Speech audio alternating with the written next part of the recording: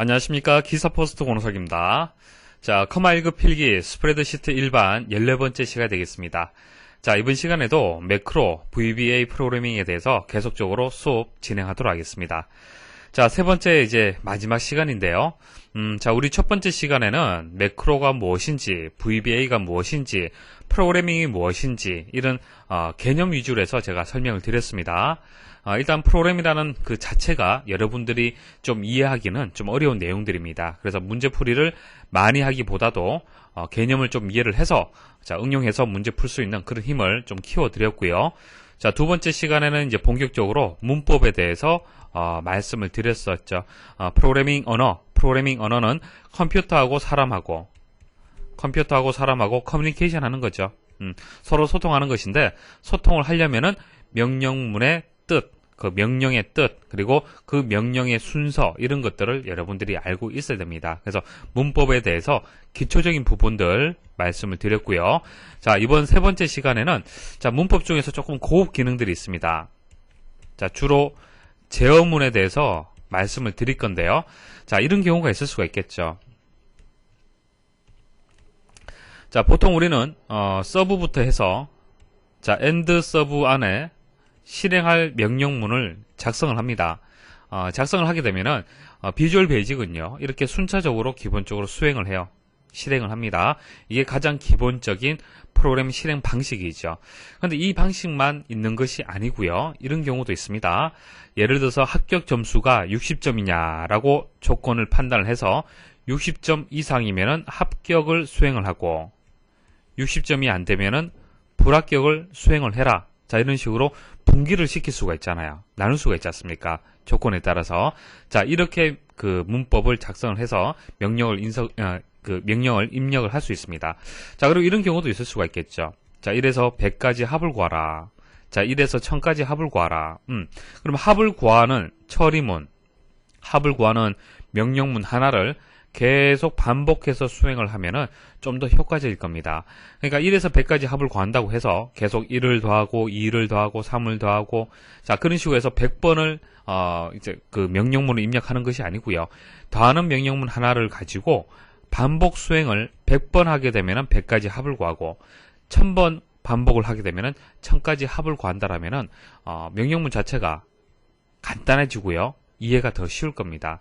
그리고 더 효과적이고요. 그래서 이런 것들을 우리는 제어문이다, 그렇게 얘기를 합니다. 그래서 이번 시간에는 이제 마지막 시간으로 조금 고급 기능에 대해서 또 설명을 드리겠습니다. 자, 제어문의 정의와 그리고 제어문이 왜 필요한지 필요성에 대해서 실습을 통해서 말씀을 좀 드리겠습니다.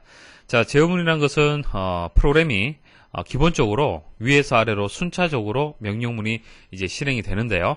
자, 이거 외에 필요에 의해서 프로그램의 흐름을 바꾸는 명령문을 우리는 제어문이다, 그렇게 얘기를 하는 겁니다. 자, 예시를 한번 보도록 하겠습니다. 1에서 100까지 합을 구하는 프로시저를 한번 생각을 해볼게요. 자, 여러분들이 제어문에 대해서 만일 전혀 내용을 모른다. 그러니까 지금 강의를 듣지 않으셨기 때문에 제어문에 대해서 잘 모르죠. 만일 제어문을 모른다 그러면은 지금까지 배웠던 방식으로만 풀이를 한다라면은 아래와 같이 이처럼 풀이를 할 수밖에 없습니다. 자, 보세요. 자, 1에서 100까지 이제 합을 구하는데요. 자, 보세요. 첫 번째 명령문 보시면은 카운트에다가 플러스 1을 하라고 그랬습니다. 카운트 플러스 1. 일단 카운트라는 변수는요, 만들어지게 되면은 최초의 값이 0입니다. 기본적으로 0이 입력이 돼요. 그래서 우변에 있는 값을 먼저 계산을 해서 좌변에다가 대입을 해주는 겁니다. 그럼 어떻게 되는 겁니까? 0에다가 1을 더하기 때문에 1이 되죠. 자, 우변의 값을 좌변으로 대입을 하게 되면은 카운트는 1이 됩니다. 자, 그 값이 여기 다시 우변에 저장이 되고요. 3이 되고요. 자, 3 플러스 3, 6이 되고요. 6 플러스 4, 10이 됩니다. 10 플러스 5, 15가 돼요. 자, 이런 식으로 계속적으로 수행을 하면은 1에서 100까지 합을 구할 수가 있습니다. 자, 이게 효과적인 방식이 맞습니까? 그렇지 않죠. 만약 1에서 100까지 합은 뭐 어떻게든 만들겠지만은 만까지 합이다 그러면 어떻게 여러분들 구하시겠습니까? 물론 복사해서 만들 수가 있겠지만은 그러다 보면 실수해서 틀릴 수도 있고요. 정확한 결과가 나오지 않을 수도 있습니다. 그래서 이런 식으로 명령문을 수행하는 것은 순차적으로 실행하는 방식입니다. 위에서 아래로. 근데 이것은 올바른 코딩 방식이 아닙니다. 그럼 어떻게 하면 되느냐? for next 문이라는 제어문을 이용을 하면 돼요. 자, 이 for next 문은요, 횟수를 정해서 그 횟수만큼 명령문을 계속 반복해서 수행할 수 있도록 도와줍니다. 자, 우리가 명령문이 여기서부터 여기까지인데요. 자세히 보시면요, 바뀌지 않는 내용이 있고 바뀌는 내용이 있습니다. 규칙을 잘 찾아보세요. 어떤 규칙을 가지고 있습니까? 자, 좌변은 count라는 변수가 그대로 고정이 되고요. 자, 우변에서 count 그대로 고정됐죠. 자, 플러스도 그대로 고정이 되고, 다만 1, 2, 3, 4, 5 뒤에 있는 숫자들. 자, 이게 일식 플러스가 되는 특징을 가지고 있죠. 자, 이런 규칙을 가지고 있습니다. 맞습니까? 그래서 이 규칙을 가지고 for next 문을 이용하게 되면 쉽게 구할 수가 있습니다. 자, 결과 한번 보고요. 실습을 뒤에 제가 보여드리겠습니다. 자, 결과 보시면 여기서 여기까지입니다. 자, 100개의 명령문을 단 3줄의 코딩으로 해서 동일한 결과를 만들 수가 있어요. 자, 일단 for로 열어야 되고 next로 닫습니다. 열고 닫고 그 다음 for문 옆에 보시면은 index 1 to 100 스텝 1이라고 입력이 되어 있죠. 자, 인덱스는요, 아래쪽에 잘 보시면은 명령문에 보시면은 기본적으로 1, 2, 3, 4, 5, 6 이런 식으로 숫자가 들어갔는데 숫자 대신에 인덱스라는 것이 들어갔죠. 인덱스 변수가 들어갔습니다. 그래서 오른쪽에 있는 값이 1에서 100까지 계속 바뀌기 때문에 변수를 이용을 하는 거예요. 변수를 이용을 했습니다. 그래서 인덱스 반복하는 변수는요, 1에서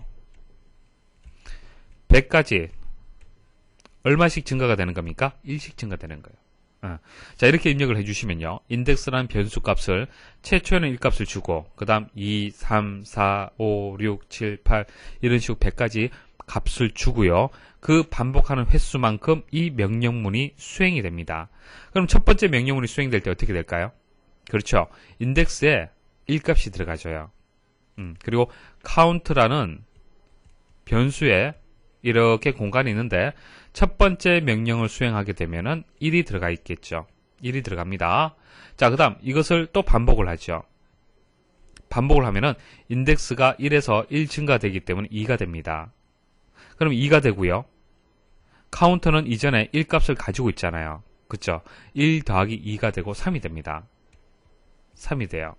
자, 이런 식으로 100번을 반복을 하는 겁니다. 그리고 메시지 박스를 이용해서 카운트하게 되면 결과를 보일 수가 있죠. 자, 실습을 통해서 보여드릴게요. 자, 비주얼 베이직 실행하시고요. 일단 프로시저를 만들어야 되기 때문에 먼저 모듈이 필요하겠습니다. 모듈을 삽입을 하도록 하겠습니다. 자, 입력을 해볼게요. 자, 서브 테스트라고 하겠습니다. 이름을. 자, 엔터 입력하게 되면 자동 입력이 되죠. 자, 들여쓰기를 해서 좀 더 눈으로 이제 문법을 좀 구분하기 쉽도록 들여쓰기를 하도록 하겠습니다. 자, count equal count 플러스 1. 자, 그리고 메시지 박스 count 하게 되면은, 자, 현재 count의 값을 바로 화면상에서 보실 수가 있습니다. 자, 1이라는 값이 나타나는 거죠. 수행을 하게 되면은 이 명령문은요, 항상 오른쪽에 우변의 값을 먼저 계산을 하고 좌변에다 대입하라는 뜻입니다. 등호가 있을 때. 카운트가 기본적으로 0값을 가지고요, 1을 더하게 되면은 카운트에 1이 되고 1값이 출력이 되는 거예요. 자, 이게 100개가 필요하다는 얘기죠. 일단 10가지 합을 한번 구해 볼게요.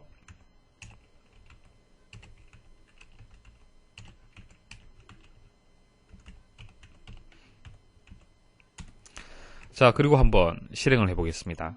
자, 55까지, 1에서 10까지 합을 구하면 55가 맞죠. 자, 이것은 순차적으로 실행이 되는 명령문이 되는 거고요. for next 문을 한번 이용을 해보도록 하겠습니다. 자, 이 명령문이 이제 반복해서 수행이 되는데 1은 아니죠. 1은 아니고 인덱스라는 변수를 이용을 할 겁니다. 자, 자세한 입력 방식은 모르셔도 됩니다. 개념을 제가 설명드리는 것이지 여러분들이 직접적으로 이렇게 프로그램을 직접 입력할 필요는 없습니다. 자, for 그리고 끝나는 부분이 next가 끝나고요. 첫 번째는 이제 index라는 함수를 이용을 해야 됩니다. 자, index가 1부터 to 어디까지입니까? 100까지 반복을 하는데 얼마만큼 증가가 되는 겁니까? 스텝 1씩 증가가 된다. 이렇게 입력을 하시면 됩니다. 어디서 어디까지 반복할 겁니까? 자, 이 명령문을 반복을 할 거잖아요. 그렇죠? 그러면 명령이 닫히는 부분을 next라고 입력을 하시면 됩니다. 됐습니까? 자, 안쪽을 들여쓰기 한번 해볼게요. 좀 보기 쉬우시죠? 자, 이거 한번 실행을 해볼게요. 실행을 하면은 5050이라고 1에서 100까지 합을 구할 수가 있습니다. 그럼 1에서 1000까지 한번 합을 구해볼게요. 자, 만까지 한번 구해볼까요? 자, 얼마든지 여러분들이 합계는 쉽게 이렇게 구할 수가 있습니다. 자, 그럼 이렇게 이제 명령을 입력을 했는데요. 자, 수행되는 순서가 어떻게 되는지 좀 더 자세히 말씀을 좀 드려볼게요.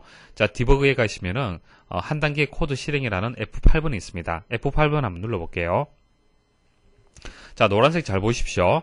노란색이 명령이 수행되는 순서가 되는 겁니다.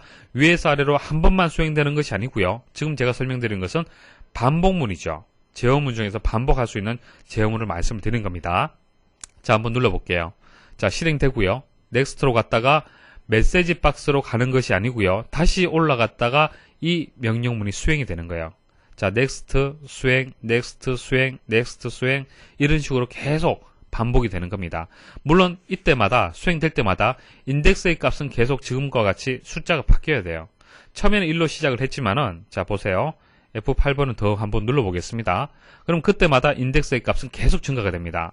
5, 15, 16, 17, 18 지금 제가 F8번은 계속 누르고 있습니다. 한 단계씩 지금 실행을 하고 있어요.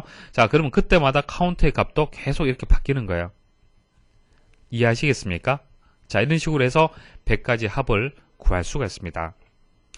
자, for next 문의 형식 말씀을 드릴게요. 자, for로 열고 next로 닫습니다. 실행할 명령문은 여기 사이에다가 두시면 되고요. 반복 변수 하나 입력해 주시고 시작값, 자, 등호에서 시작값, 그 다음 to 해서 최종값, 그리고 step 해서 증가값 주시면 됩니다.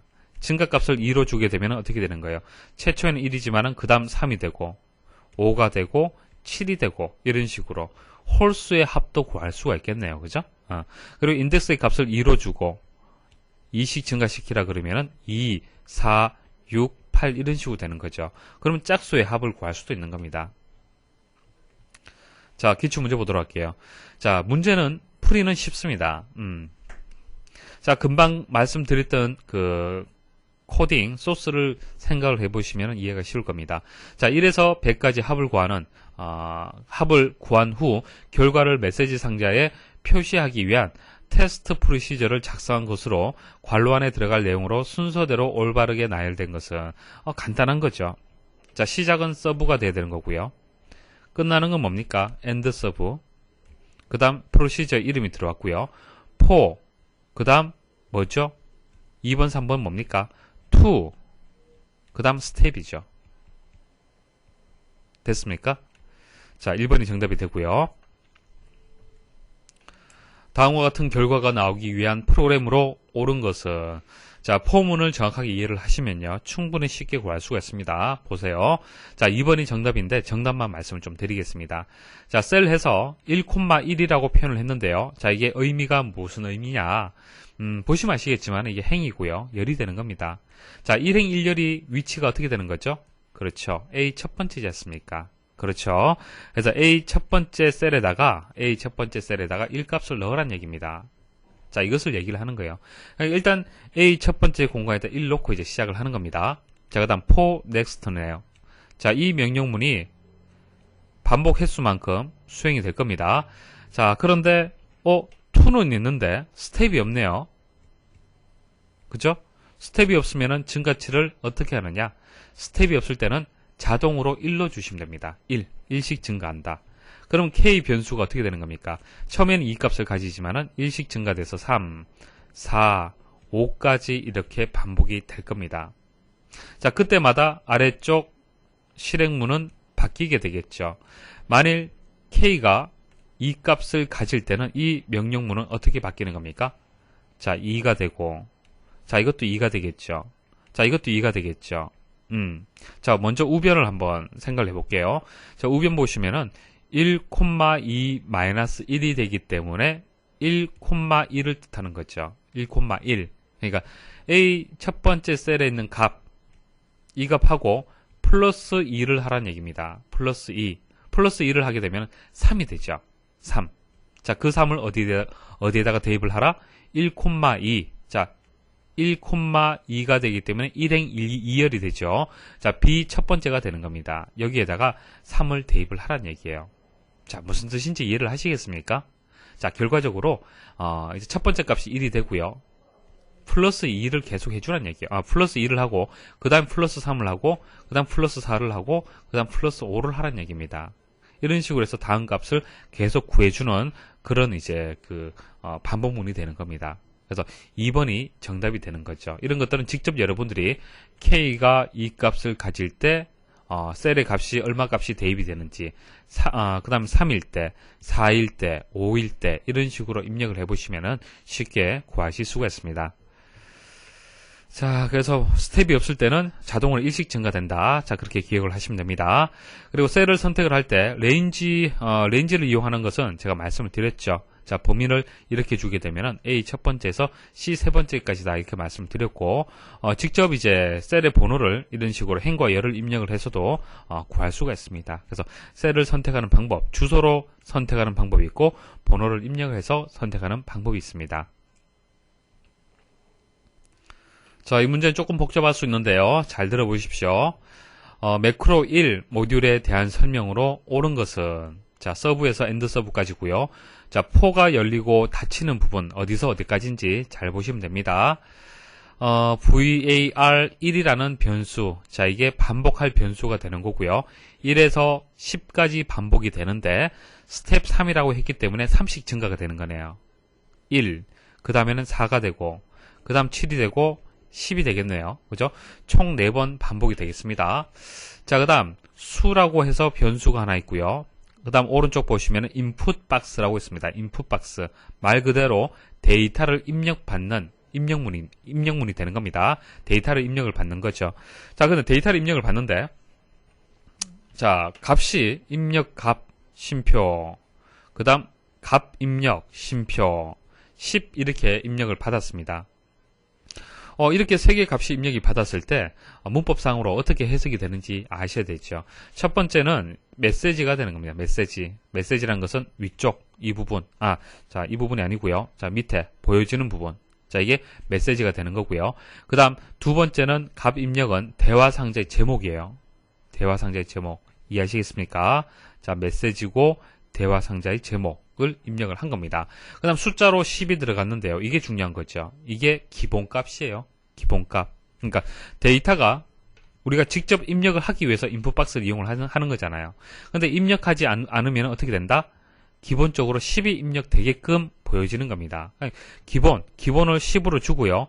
여러분들이 변경하고 싶으면 지우고 20, 30 이런 식으로 값을 입력할 수 있다는 얘기입니다. 그래서 어찌됐든 기본값은 1이라는 얘기예요. 수 변수는 입력값이 기본값이 10이에요. 자, 그 다음 오른쪽 한번 보도록 하죠. 자, 합이라는 또 변수가 나왔네요. 그리고 val이라는 함수가 나왔는데요. val이 하는 역할은 그 문자를 숫자로 바꿔주는 그런 역할을 하는 겁니다. 그래서 안쪽에 괄호를 열고 괄호 닫는 부분에 변수가 들어있는데 수 변수가 들어있죠. 자, 수 변수에 인풋 박스를 이용을 해서 값을 입력을 하는데 입력하지 않으면 자동 10이 들어간다. 그렇게 말씀을 드렸잖아요. 그렇죠? 그래서 이 반복 구조가 4번 지금 반복이 되는데 4번이 반복될 때마다 직접 값을 입력하지 않기 때문에 자동으로 수행이 돼요. 그래서 어떻게 되는 겁니까?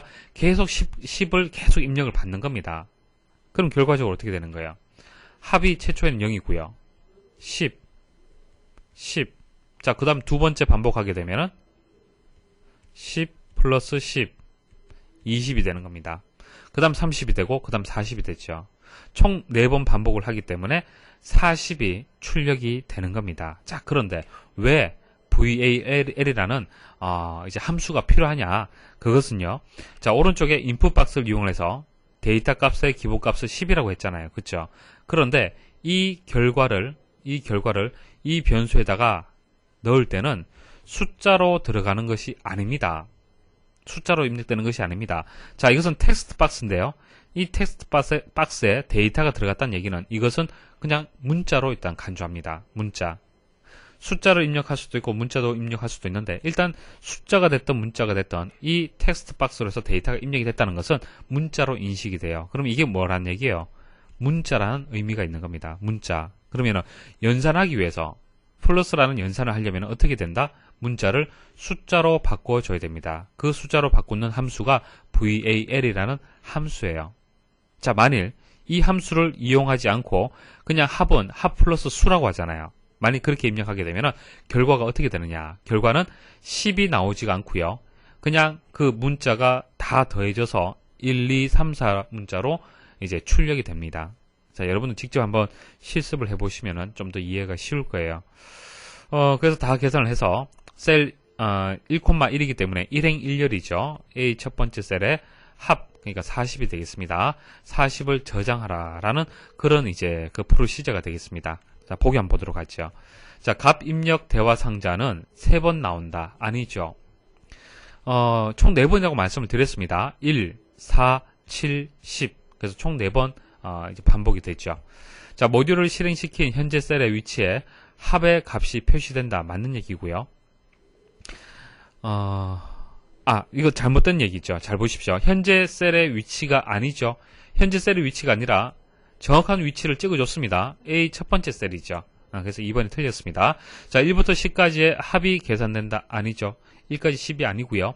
10을 4번 더하기 때문에 40을 계산하는 그런 문제가 되겠습니다.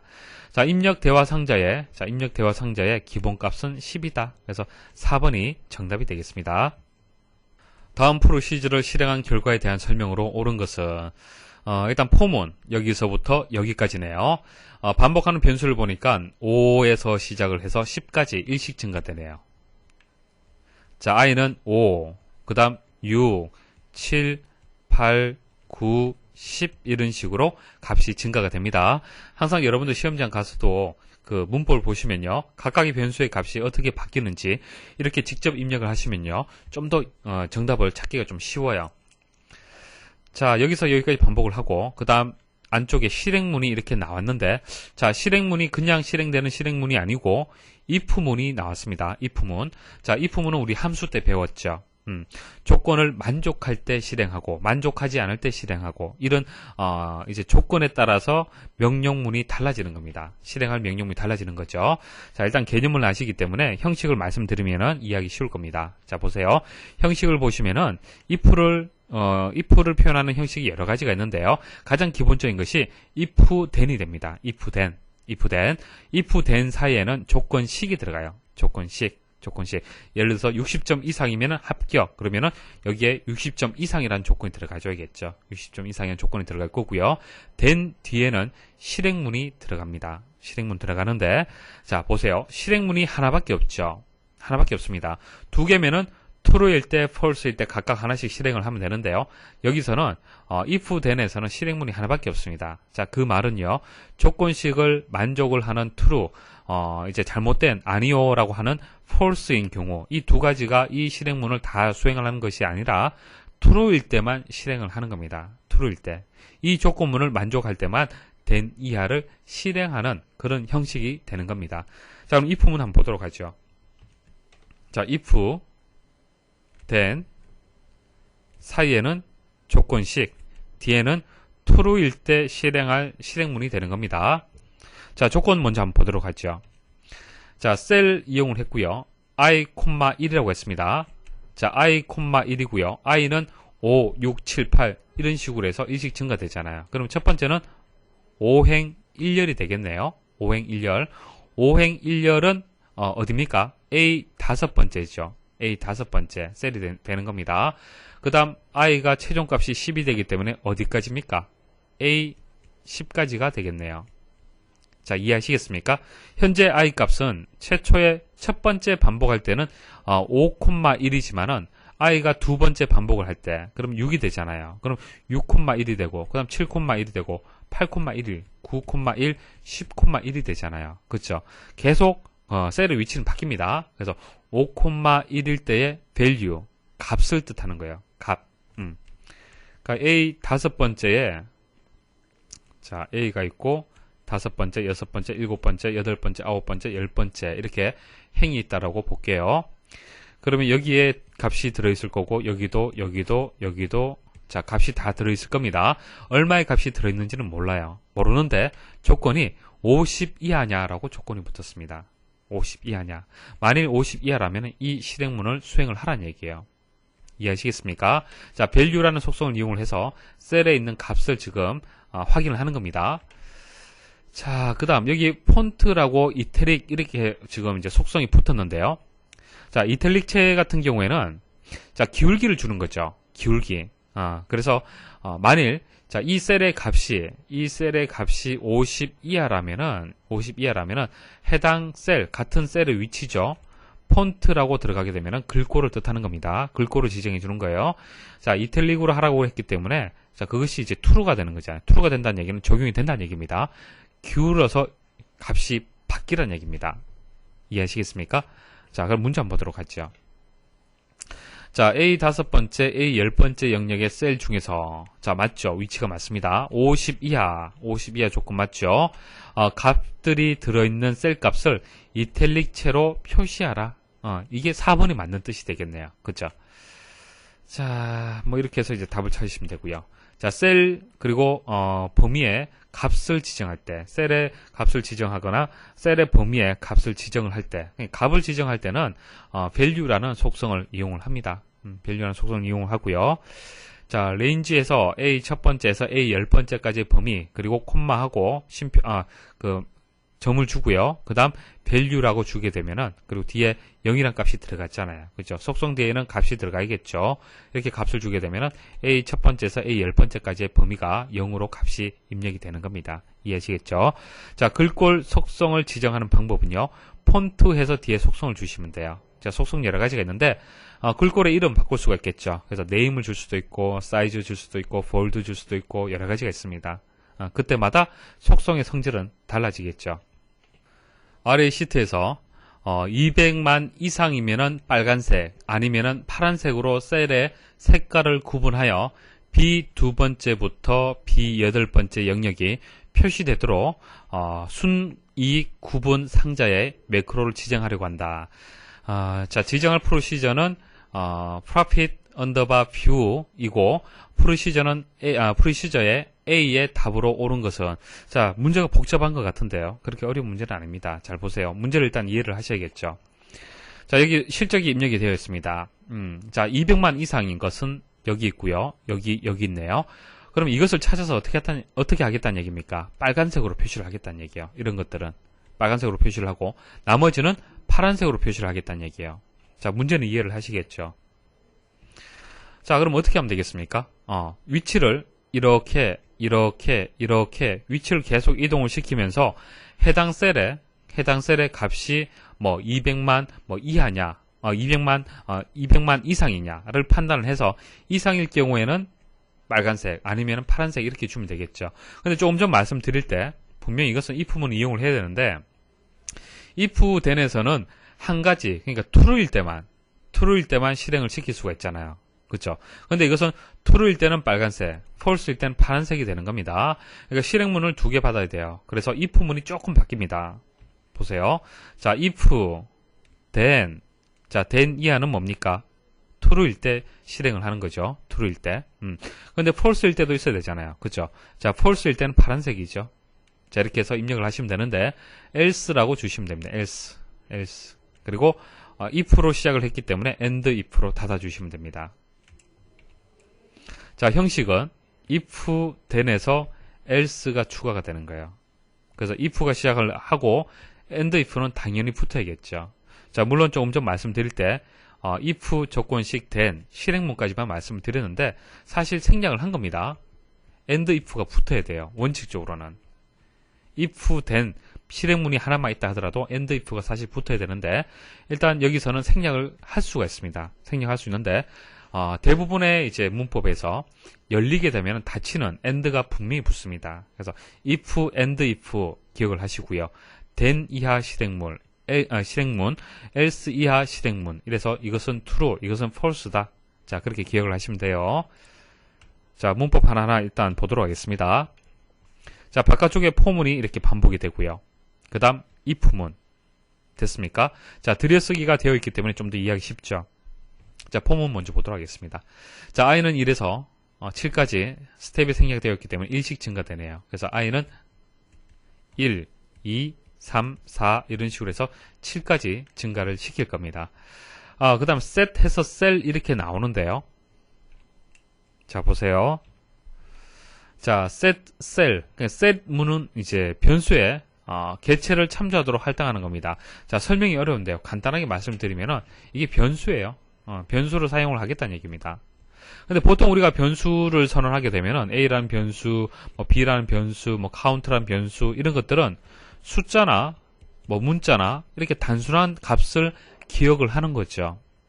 그런데 여기서 얘기하는 set 함수를 이용한 이 변수는요, 단순한 변수가 아니라 개체 변수입니다. 개체 변수. 개체를 저장하는 변수예요. 왜냐하면은 오른쪽에 보세요. 오른쪽에 이게 뭡니까? 이게 개체잖아요. 개체. 그러니까 셀의 위치를 지금 얘기를 하는 거잖아요. 셀의 범위. 그죠? 셀이라는 개체를 지금 표현을 했는 거예요. 그래서 오른쪽이 우변이 개체이기 때문에 좌변도 개체로 만들어줘야 됩니다. 그래서 이제 개체 변수로 해서 셀을 선언을 했는 거예요. 그럼 우변을 해석을 하시면 되겠죠. 우변 보시면은 액티브 시트, 그러니까 활성화된 시트의 레인지, 범위가 B1이다. 자, B1이 어디죠?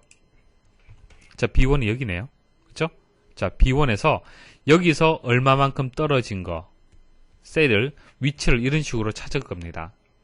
자, 그럼 함수 중에서 offset 있었죠. offset. 자, offset을 간단하게 값을 인수를 받는다라면은 첫 번째는 행, 뒤에는 열이에요. 그래서 현재 위치, B 첫 번째 셀 위치에서 i, 1이라고 했기 때문에 어떻게 되는 겁니까? i가 문제에서 1로 시작을 하기 때문에 자, 1일 때는 1,0 그러니까 행이 1이 되고 열이 0이 되는 거죠. 이동을 해볼게요. 자, 이 위치에서 행은 1, 그 다음 열은 0이 되기 때문에 그대로 이 셀의 위치가 되는 겁니다. 그 다음 i 값이 1이 증가가 돼서 2가 되면은 2행 0이죠. 2,0이죠. 그러면은 하나, 둘, 0이기 때문에 이 위치가 되는 겁니다. 자, 이게 무슨 뜻인지 아시겠습니까? offset은 어떤 기준에 하나 정해지면은 그 셀의 위치에서 이동되는 거죠. 상대 위치에 이제 셀을 선택을 하는 겁니다. 그래서 offset해서 행열 값을 받게 되면은 자, 액티브 시트 레인지에서 B 첫 번째에서 offset 2,3이라고 하면은 이제 행으로 2개, 열로 3개를 떨어진 셀을 찾는 겁니다. 자, 찾아서 어떻게 하는 거예요? 찾아서 자, 그 값을 어떻게 한다? 셀에다 저장을 하라는 얘기예요. 셀에 저장을 해라. 그 값을. 그 개체의 값을 저장을 해라. 저장을 해서 자, 그 값이 200만 이상이냐? 자, 이것을 만족하면은 true이면은 이 명령문을 수행하고 false이면은 이 명령문을 수행하라는 얘기예요. 자, 셀 해서 인테리어 해서 컬러 인덱스라고 되어 있는데요. 자, 이게 무슨 뜻이냐면은 셀의 색이에요. 셀 색깔. 셀의 색깔을 인덱스, 그러니까 숫자로 해서 입력을 받는다는 얘기입니다. 여기서 3이라는 값이 입력이 되어 있고요. 5라는 값이 입력이 되어 있는데요. 미리 정의가 되어 있습니다. 3이란 컬러 인덱스를 이용할 때 3이라는 값은 빨간색으로 알고 있어요. 자, 컬러 인덱스가 5면은 파란색으로 인식을 하는 겁니다. 자, 여기서 명령문을 잘 이해를 하셔야 되는데 뒷부분에 작은 따옴표에서 빨간색으로 되어 있죠. 이거 뭐죠? 자, 이거 명령문입니까? 이거 아니죠. 이거는 주석입니다. 앞에 따옴표가, 작은 따옴표가 있고 뒤에 들어오는 것은 이제 주석으로 처리가 되는 거예요. 그래서 이것은 없다라고 보셔야 됩니다. 다만 프로그램을 이제 만들 때, 개발할 때, 자, 이 부분이 숫자 3이라는 의미가 엑셀 내부에서는 이해를 하지만은 사람 이해하기 좀 어렵잖아. 이 값을. 그죠? 그냥 빨간색으로 입력을 하면 좋을 것 같은데 컬러 인덱스는 숫자로 입력을 해야 됩니다. 그래서 3이라고 입력을 해야 되는데 그 표가 분명히 있겠죠. 컬러 표가. 3일 때는 어떤 색깔이고 4일 때는 어떤 색깔이고 그 표가 있을 거 아닙니까? 근데 그 표를 사람이 이해하기 힘들기 때문에 일단 뒤에다가 개발자가 주석을 붙인 거예요. 이해하기 쉽도록. 그래서 뒷부분은 프로그램하고 관계없습니다. 자, 여기서 여기까지가 명령문이 되는 거예요. 자, true일 때는 이제 빨간색이 되는 거고요. 그렇지 않은 경우에는 파란색으로 색을 입히라는 얘기입니다. 그러면 이제 정답이 어떻게 되겠습니까? 자, A에 들어가는 것은 offset을 사용을 했기 때문에 일단 시작 지점을 찍어줘야겠죠. 셀의 위치. 근데 I 값이 바뀌는 것을 봐서는 이 위치가 가장 적당하다라고 볼 수 있습니다. 보기에서도 보시면은 전부 이런 식으로 표현을 했잖아요. 그쵸? 자, B 첫 번째 셀을 이용을 했습니다. 다만 표현하는 방법이 어떠냐?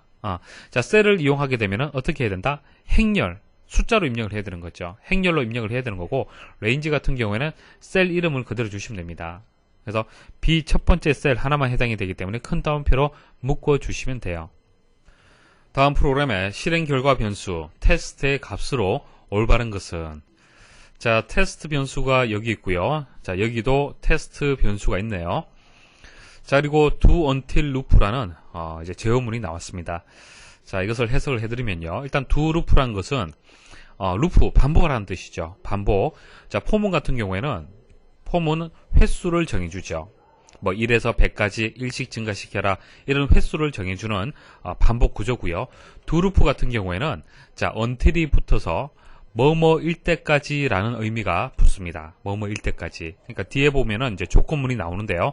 이 조건문이 true일 때까지 이 실행문을 실행을 하라는 얘기입니다. 그러니까 반복하는 횟수는 이 조건에 따라서 달라지는 거예요.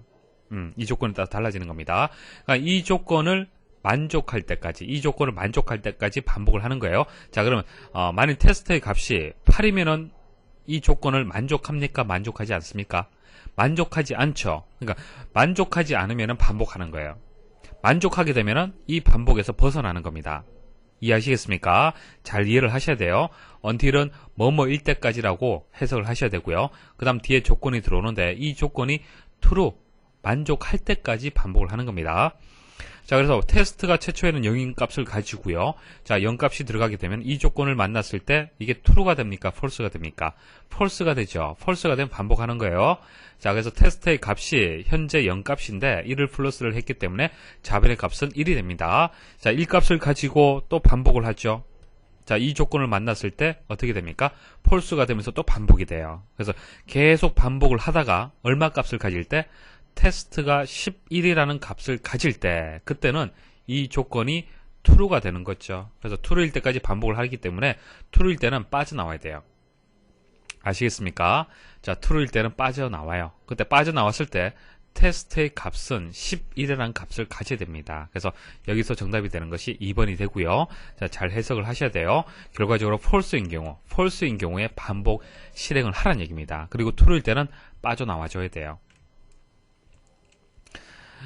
다음 매크로 1이라는 이름의 매크로 코드이다. 자, 이 매크로를 수행한 후 수식 sum 함수를 이용을 해서 A 두 번째에서 A 10번째의 결과값으로 옳은 것은 자, 이 썸의 결과를 구하려면은 A 두 번째에서 A 10번째 셀의 값을 알고 있어야겠네요. 분명히 이 값을 자, 이 매크로에서 구할 수가 있을 겁니다. 자, 보도록 하겠습니다. 자, 눈으로 한번 쭉 보세요. 다들 익숙한 내용들이죠. 폼은 나오고요. offset 말씀을 드렸습니다. 자, 그런데 첫 번째 한번 보도록 하죠. 자, dim해서 a as integer. 자, 이거 해석하셔야겠죠. 자, 뭐 그렇게 중요한 내용은 아닌데요. 자, 변수를 선언한 겁니다. 변수 선언. 자, 변수는 선언할 수도 있고 선언 안 할 수도 있어요. 자, 지금까지 말씀드린 것은 제가 따로 이렇게 변수 선언하지 않고요. 뭐 A에다가 10을 대입을 하고 뭐 이런 식으로 해서 바로 변수 선언하지 않고 바로 사용을 했죠. 명령문에서 바로 사용을 했습니다. 그런데 이렇게 변수를 선언하지 않고요. 그때그때 필요할 때마다 사용하게 되면은 여러가지 문제점이 발생할 수 있습니다. 프로그램이 작을 때는 상관이 없어요. 그러니까 이런 코드의 수가 얼마 되지 않을 때 한눈으로 바로 판단할 수 있을 때는 변수를 따로 선언하지 않아도 상관이 없습니다. 그렇지만은 보통 프로그램의 코드의 수가 뭐 1000개라든지 10,000개라든지 이렇게 덩치가 크잖아요. 클 경우에는 미리 사용할 변수를 선언해 두는 것이 프로그램이 명확하고요. 오류 발생률이 낮아요. 자, 눈으로 봤을 때 미리 이 프로그램에서는 이런 변수를 사용하는 거구나 라고 미리 알고 들어가는 것이 오류 발생률이 낮다는 얘기입니다. 아시겠습니까? 그래서 변수 선언 관련해서 두 가지 방법이 있어요. 자, 묵시적인 선언 방법은요, 말 그대로 변수 선언하지 않고요, 명령문에서 바로 사용하는 거예요. 지금까지 말씀드린 그런 방식을 생각을 하시면 됩니다. 그리고 명시적인 선언은요, 변수 사용 전에 선언을 하고 난 뒤에 사용을 하는 방식입니다. 보통 프로그램 개발할 때는요, 명시적인 선언을 하고요, 그 다음 변수를 사용을 합니다. 그래서 여기서는 이제 명시적으로 선언을 했는 거예요. 변수 이름이 딩과 as 사이에 들어간 것이 변수 이름이 되겠습니다. a라는 변수가 되는 겁니다. 그 다음 뒤에 인티저라고 들어있는데요. 이게 데이터 유형입니다. 데이터 유형. 자, 데이터 유형이 우리 뭐 앞에서 다 말씀을 드렸죠. 뭐 문자형도 있고 숫자형도 있고 날짜형도 있고 여러 가지 형태가 있습니다. 논리값도 있고요. 그죠? 그래서 뭐 여러 가지 다 있는데 뭐 다 아실 필요 없습니다. 시험에는 그렇게 나오진 않습니다. 그래서 보통 숫자 같은 경우에 인티저라든지 롱형 이런 것들을 사용을 하고요. 자, 문자는 스트링 뭐 이런 것들이 있습니다. 그냥 이런 것이 있구나라는 정도 아시면 돼요. 그래서 인티저는 숫자를 담을 수 있는 변수의 데이터 유형이 되는 겁니다. 그래서 변수를 선언할 때, 자, 이것은 숫자로 사용할 거다. 혹은 이것은 문자로 사용할 거다. 이런 식으로 명확하게 미리 이름을 정해두는 거예요. 성격을. 아시겠습니까? 그래서 뭐 이렇게 두 가지 선언 방법이 있다. 그렇게 알고 계시면 됩니다. 그래서 A 변수를 선언을 했고요. 자, 레인지에서 A 첫 번째에서 A 10번째 밸류의 값을 0으로 입력을 했네요.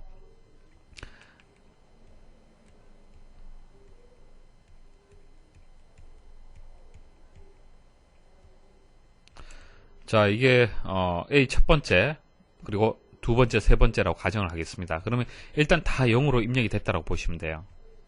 자, 0으로 다 입력을 했고요. 자, 레인지 A 첫 번째를 셀을 선택을 해라. 그러면 A 첫 번째 셀에 이렇게 마우스를 클릭을 했다라고 보시면 됩니다. 자, 액티브 셀 포뮬러 R1, C1 이것은 뭐 큰 의미는 없죠. 그래서 선택된 활성화된 셀에 번호라고 넣으라는 얘기입니다. 그럼 첫 번째 셀에 입력된 값이 번호라고 입력이 됐다는 얘기예요. 그쵸? 잘 해석하시겠죠? 그 다음 폼은 나왔네요.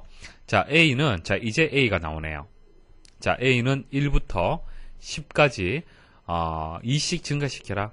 2씩 증가시키고, 그 다음 A 첫 번째에서 offset, 이동을 하는데, A, 0, 행과 열을 좀 뜻하는 거죠. 그러면 A가 최초에 1이 되기 때문에 1, 0만큼 이동을 하겠네요.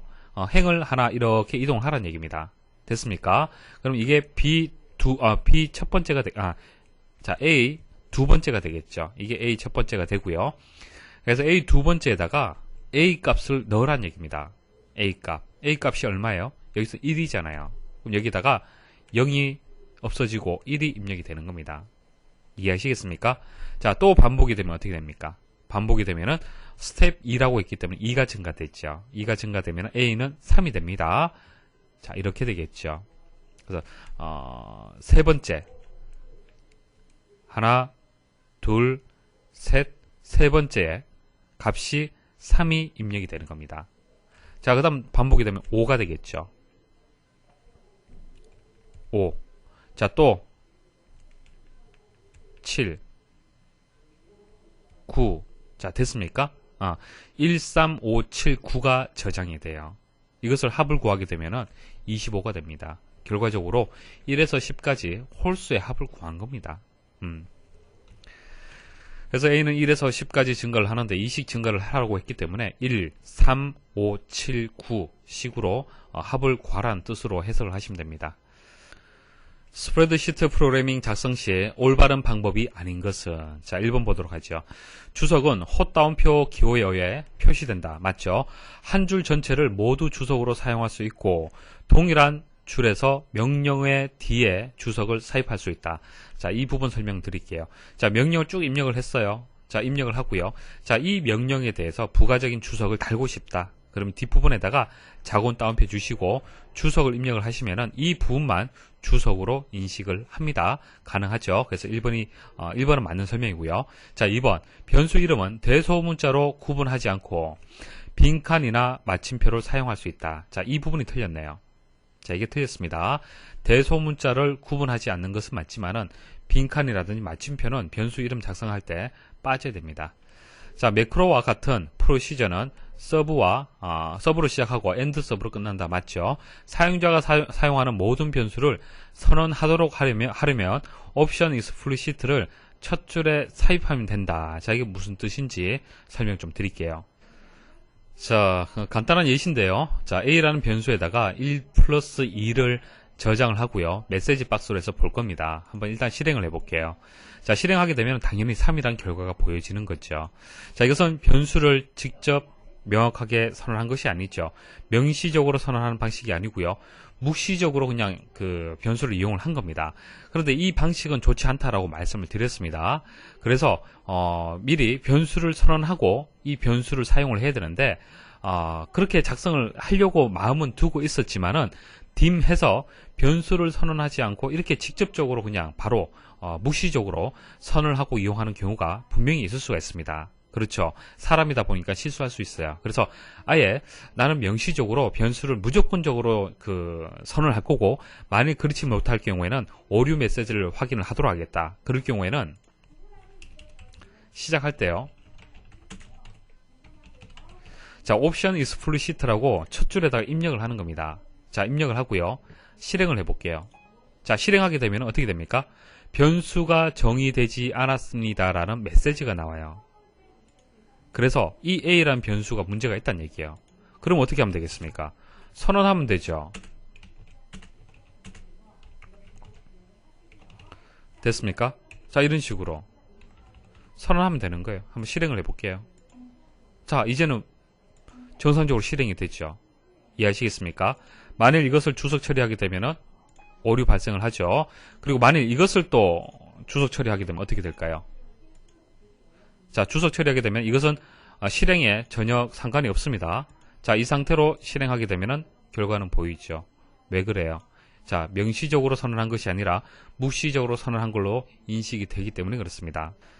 자, 이제 이해하시겠죠? 사용자가 사용하는 모든 변수를 선언하도록 하려면 이 말 뜻이 뭡니까? 명시적으로 선언하려고 할 때라고 해석하시면 되겠죠. 자, 옵션 explicit를 첫 줄에 삽입하면 된다. 만일 삽입하고 묵시적으로 선언하게 되면은 오류가 발생을 하면서 오류 위치를 잡아주기 때문에 해결을 하시면 돼요. 자, 그래서 변수 이름 작성 규칙을 기타 사항을 말씀을 좀 드릴게요. 자, 매크로 이름을 작성할 때 규칙이 있었잖아요. 그죠? 거의 같다라고 보시면 됩니다. 첫 글자는 영문자나 한글로 시작합니다. 문자로 시작을 해야 되고요. 영문자, 한글, 숫자, 밑줄 입력 가능해요. 근데 공백하고 마침표는 안 됩니다. 영문, 대소문자는 구별이 안 됩니다. 무슨 뜻이냐면은 우리가 변수를 선언할 때 A, 대문자 A 혹은 소문자 A라고 따로따로 선언을 못해요. 똑같은 변수란 얘기입니다. 자, 예약어, 키워드는 사용이 안 돼요. 자, 예약어하고 키워드가 뭐냐면은 미리 엑셀에서 어떤 목적을 가지고 만들어둔 명령들을 얘기를 하는 겁니다. if문에서 if, 그리고 함수 여러가지 이름들 있잖아요. 그쵸? 그런 이름들은 각각의 의미가 있기 때문에 여러분들이 프로그램 목적사항으로 이름으로 사용할 수 없다는 얘기예요. 변수 이름으로. 자, 여기까지만 이해를 하시면 되겠네요. 다음과 같이 my sheet에 A 첫 번째에서 A 10번째의 각 셀 값의 총합을 메시지 상자로 나타내도록 하기 위해 밑줄 부분에 입력할 내용을 순서대로 바르게 나열한 것은, 자, 밑줄이 여기 있고요. 자, 총 4개가 있습니다. 자, 보도록 하겠습니다. 자, 이 부분은 for next네요. 그죠? 그리고 마지막에 합계를 문자 열로 출력을 하고요. 자, 앰프센트는 연결해주는 연결자 역할을 하는 겁니다. 그리고 my sum이라는 변수가 연결이 되었습니다. 이것을 마지막에 출력을 하면 되는 겁니다. 자, 한번 보도록 하겠습니다. 자, 여기서 여기까지는, 자, as 해서 뒤에 as, integer, as, range 이런 식으로 해서 뒷부분에 데이터 형식이 표현이 되어 있습니다. 이것은 변수 선언이라고 보시면 되겠죠. 딤이 되겠습니다. 그래서 여러 개 선언할 때 쉼표 주시고 이렇게 선언하시면 돼요. 그래서 1번은 이제 딤이 되고요. 자, 그 다음 이게 변수 선언했어요. 자, 변수 선언하고 아래 부분 보니까 myRange를 set문 이용해서 다시 선언을 했네요. 자, 개체 변수로 해서 선언을 하는 겁니다. 자, 우변 보시면은 워크시트, mySheet. 자, mySheet에서 A 첫 번째에서 A 10번째까지. 자, 이런 식으로 셀의 범위를 선택을 하려면 어떻게 되는 겁니까? 하려면은, 이제 레인지 사용을 해야겠죠. 자, 그래서 1번하고 2번은 쉽게 구할 수가 있을 겁니다. 그 다음 3번 보도록 하죠. 3번은 조금 여러분들 이해를 좀 하셔야 돼요. 이게 for next 문이 아닙니다. 자세히 보시면 조금 뒷부분이 다르죠. 뭐 to라든지 스텝이 없잖아요. 그렇죠? in이 붙었습니다. in. 자, 이 해석 설명 좀 드릴게요. for each next 문을 지금 얘기를 하는 건데요. 보통 for next 문에서는 반복하는 횟수를 정해주는 거죠. 이 부분에서 정해주고요. 그 횟수만큼 실행문을 반복해서 수행을 하면 됩니다. 그런데 조금 다릅니다. 여기선 컬렉션이란 개념이 들어와요. 컬렉션은 뭐죠? 모아둔 거죠. 시트가 하나 있는 것이 아니라 시트를 모아두게 되면 컬렉션이 되는 겁니다. 자, 컬렉션에 포함된 개체 수만큼, 그러니까 시트가 뭐 10개다. 그럼 10개는 개체 수를 뜻하는 거죠. 그래서 10개만큼 반복해서 수행을 한다는 얘기입니다. 그래서 for each라는 것은 각각을 의미를 하는 거잖아요. 그래서 개체 변수 들어오고요. 그 다음 in, 컬렉션 개체, 그 다음 실행문, 이런 형태가 되겠습니다. 자, 예시를 그대로 해석을 해보시면 이해하기 쉬울 겁니다. 자, 예시는 이렇게 나와 있었죠. 그래서 my range가 이제 컬렉션이 되는 거죠. 문제에서는 my range가 어떻게 됩니까? 자, A 첫 번째에서 A 10번째까지의 범위를 뜻하는 거죠. 그래서 이게 컬렉션이 되는 겁니다. 컬렉션이 되고요. 자, 이 값을, 이 셀의 범위를요, my셀에다가 대입을 하는 거예요. 저장을 합니다. 저장을 할 때 개체가 여러 개 있기 때문에 하나하나씩 빼서 저장을 하는 거예요. 개체 하나하나씩.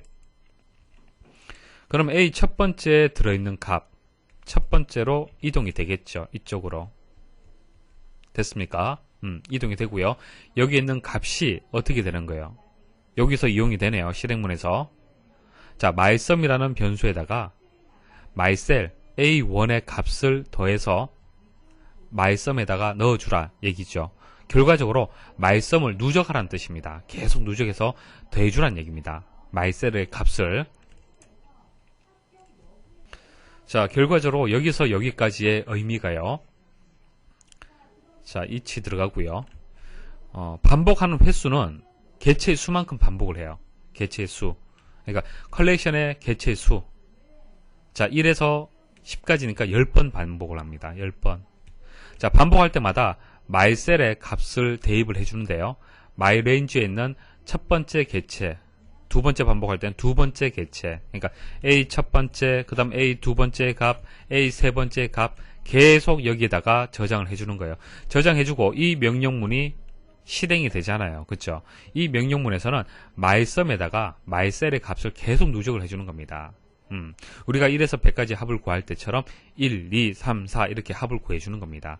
그럼 누적하게 되면은 여기 문제에서 요구했던 총 합을 mySum에서 가지고 있겠죠. 됐습니까? 그럼 mySum을 마지막에 이렇게 합계라는 문자열과 함께 출력을 해주면 됩니다. 물론 여기에 들어갈 것은 메시지 박스가 들어가줘야만 화면에서 볼 수가 있겠죠. 다음에 매크로 코드에 대한 설명으로 잘못된 것은, 자, 코드가 이렇게 나와 있습니다. 자, 여기서 다른 것은 다 이해를 하실 건데, 자, with하고 and with, 자, 이 구문에 대해서 먼저 설명 좀 드리겠습니다. 자, with하고 and with로 닫았죠. 그래서 자, 이것은 이제 중복 입력을 줄여주는, 생략하는 그런 역할을 하는데요. 자, 예시 한번 보도록 하겠습니다. 자, 셀렉션 폰트해서 name, 자, 선택한 그 셀에 이제 폰트의 속성을 바꿔주라는 얘기입니다. 자, 폰트의 이름을 도둠으로 바꿔라. 사이즈는 14로 바꿔라. 맞습니까? 자, 이런 식으로 해서 속성 값을 변경할 수가 있죠. 자, 이때 앞쪽에 입력되어 있는 부분, 이 부분이 계속 반복해서 입력이 되는 거죠. 그래서 만약 속성 값을 바꿀 명령문이 10개다 라고 했을 때는 그 10개 각각을 앞에 다 이렇게 붙여줘야 됩니다. 자, 이런 것을 어떻게 하자? 생략하자는 얘기예요. 생략하려면은 일단 with 해서 생략할 부분이 먼저 들어와 줘야 됩니다. 들어와 주고요. and with로 해서 닫아 주셔야 되고요. 사이에다가 속성을, 이 부분을 그대로 입력을 해 주시면 됩니다. 자, 어려운 내용 없죠? 자, 서브에서 end 서브까지고요. 매크로의 이름은 매크로 A가 되는 겁니다. 그래서 1번은 맞는 얘기죠. 자, 그 다음 주석으로 해서 작은 따옴표로 해서 이렇게 표시를 했습니다. 그래서 매크로 A, 매크로라고 주석 표시가 되어 있습니다. 자, 레인지에서 A 첫 번째에서 A 여덟 번째까지를 선택을 해서 자, 이 선택한 영역에 대해서 그 width와 end width가 적용이 되는 거예요. 그런데 이제 4번을 보시면요. 자, 현재 셀로부터 아래로 8개의 셀을 선택하여 글꼴을 굴림으로 변경한다라고 설명을 했는데 틀렸죠. 왜? 자, 범위는 여기 딱 정해졌습니다. A 첫 번째에서 A 여덟 번째라고 범위가 정해진 상태죠. 그래서 이제 4번에 대한 설명이 틀렸습니다. 자, 2번 보시면은 세 번째 행에 매크로 A, 매크로는 주석이다. 자, 세 번째. 하나, 둘, 세 번째가 되겠죠. 맞는 설명이고요. 현재 글꼴명은 굴림으로 지정되어 있으나 점 네임은 도둠으로 프로그램을 변경하면 글꼴은 도둠으로 변경하는 매크로가 된다. 자, 맞는 설명이죠. 자, 현재 그 글꼴 굴림으로 되어 있지만 이것을 어떻게 한다? 도둠으로 바꾸게 되면 도둠으로 바뀐다는 얘기입니다. 다음 매크로의 코드에 대한 설명으로 맞지 않은 것은 여기서 여기까지는 주석이 되는 거고요. 그 다음 width하고 end width가 있네요. 자, 범위 선택을 했고요.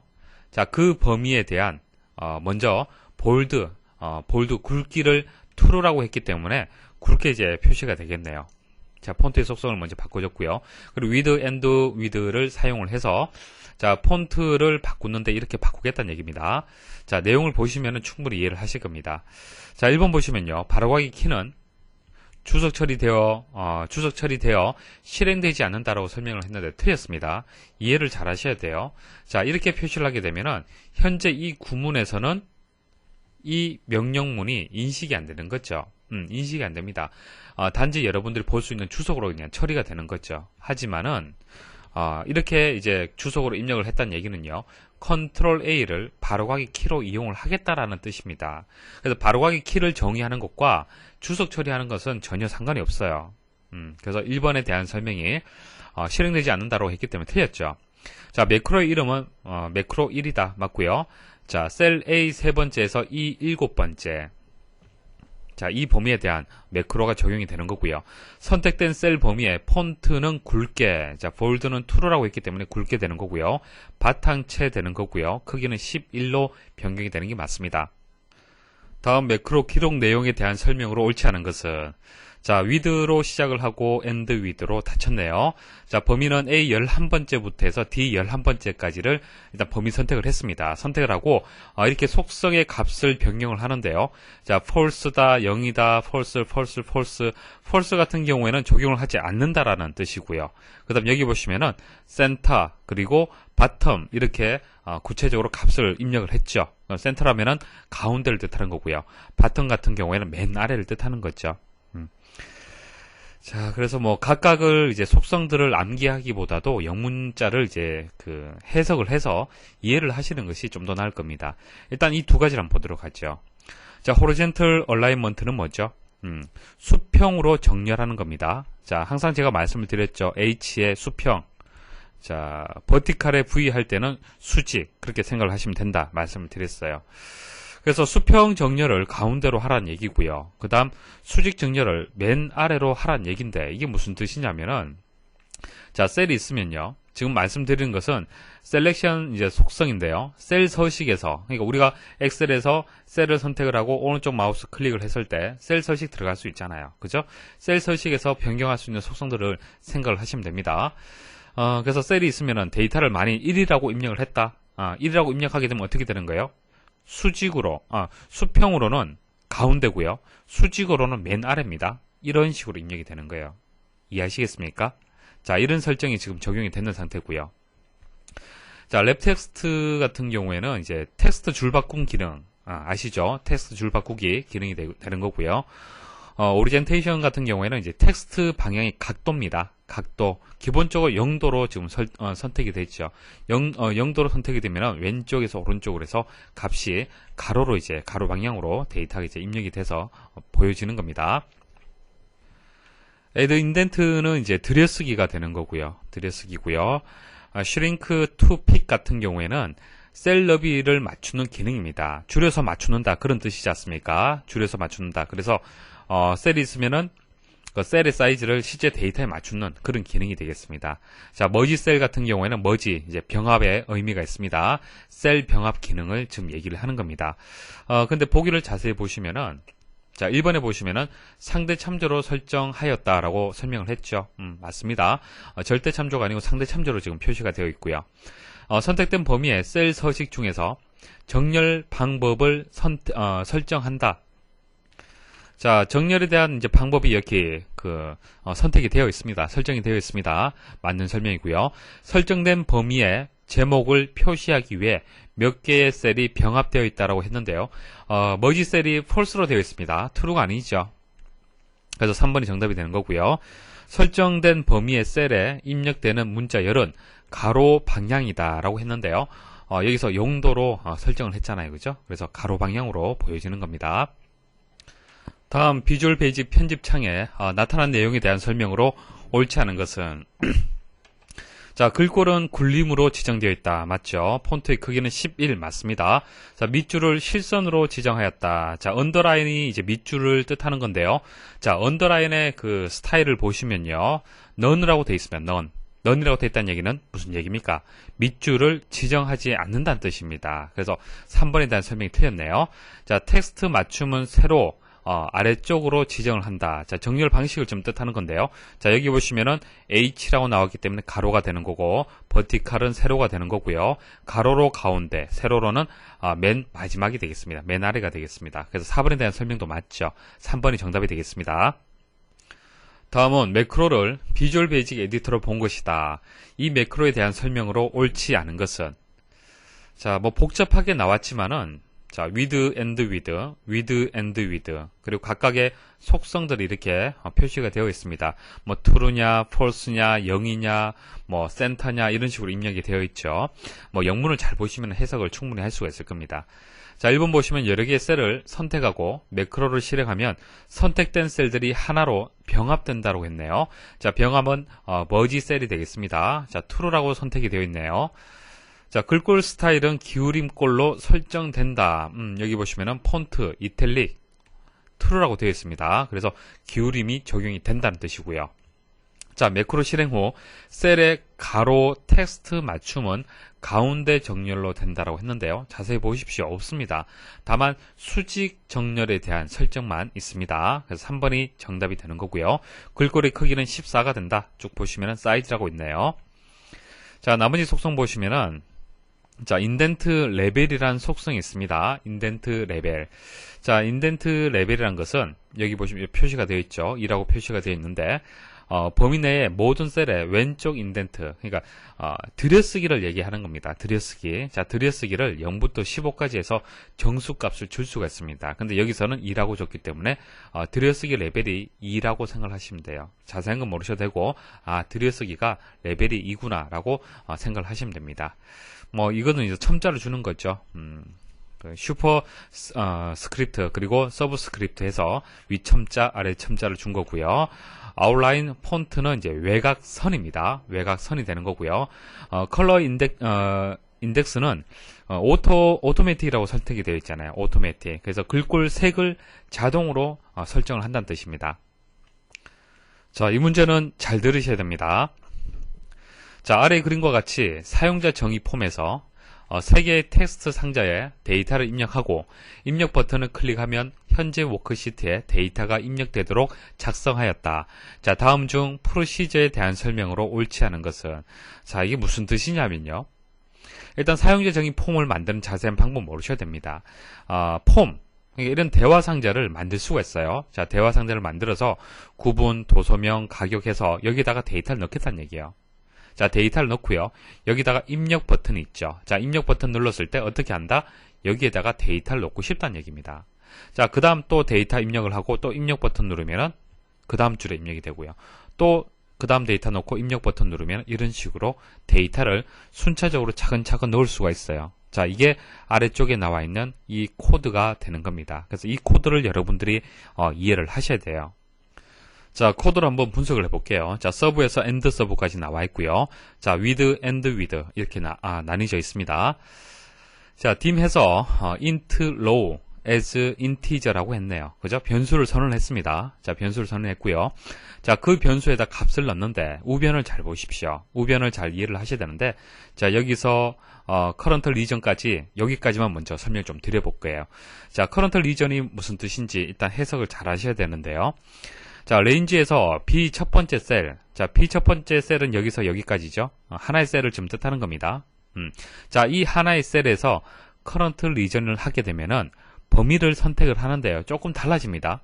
범위 선택이 어떻게 되냐면은 데이터가 인접되어 있으면은 인접되어 있는 데이터까지 같이 이렇게 범위 선택이 돼요. 자, 여기까지 수행을 하게 되면은 범위 선택이 되는데, 선택된 셀에 인접되어 있는 데이터까지 같이 이렇게 범위가 선택이 된다는 뜻입니다. 이해하시겠습니까? 자, row라는 것은 행을 뜻하는 거죠. 자, 이 범위에서 행은 몇 개입니까? 하나, 둘이 되는 거죠. 그래서 count 개수를 구하라고 했기 때문에 결과적으로 우변의 결과는요, count 개수를 구한다.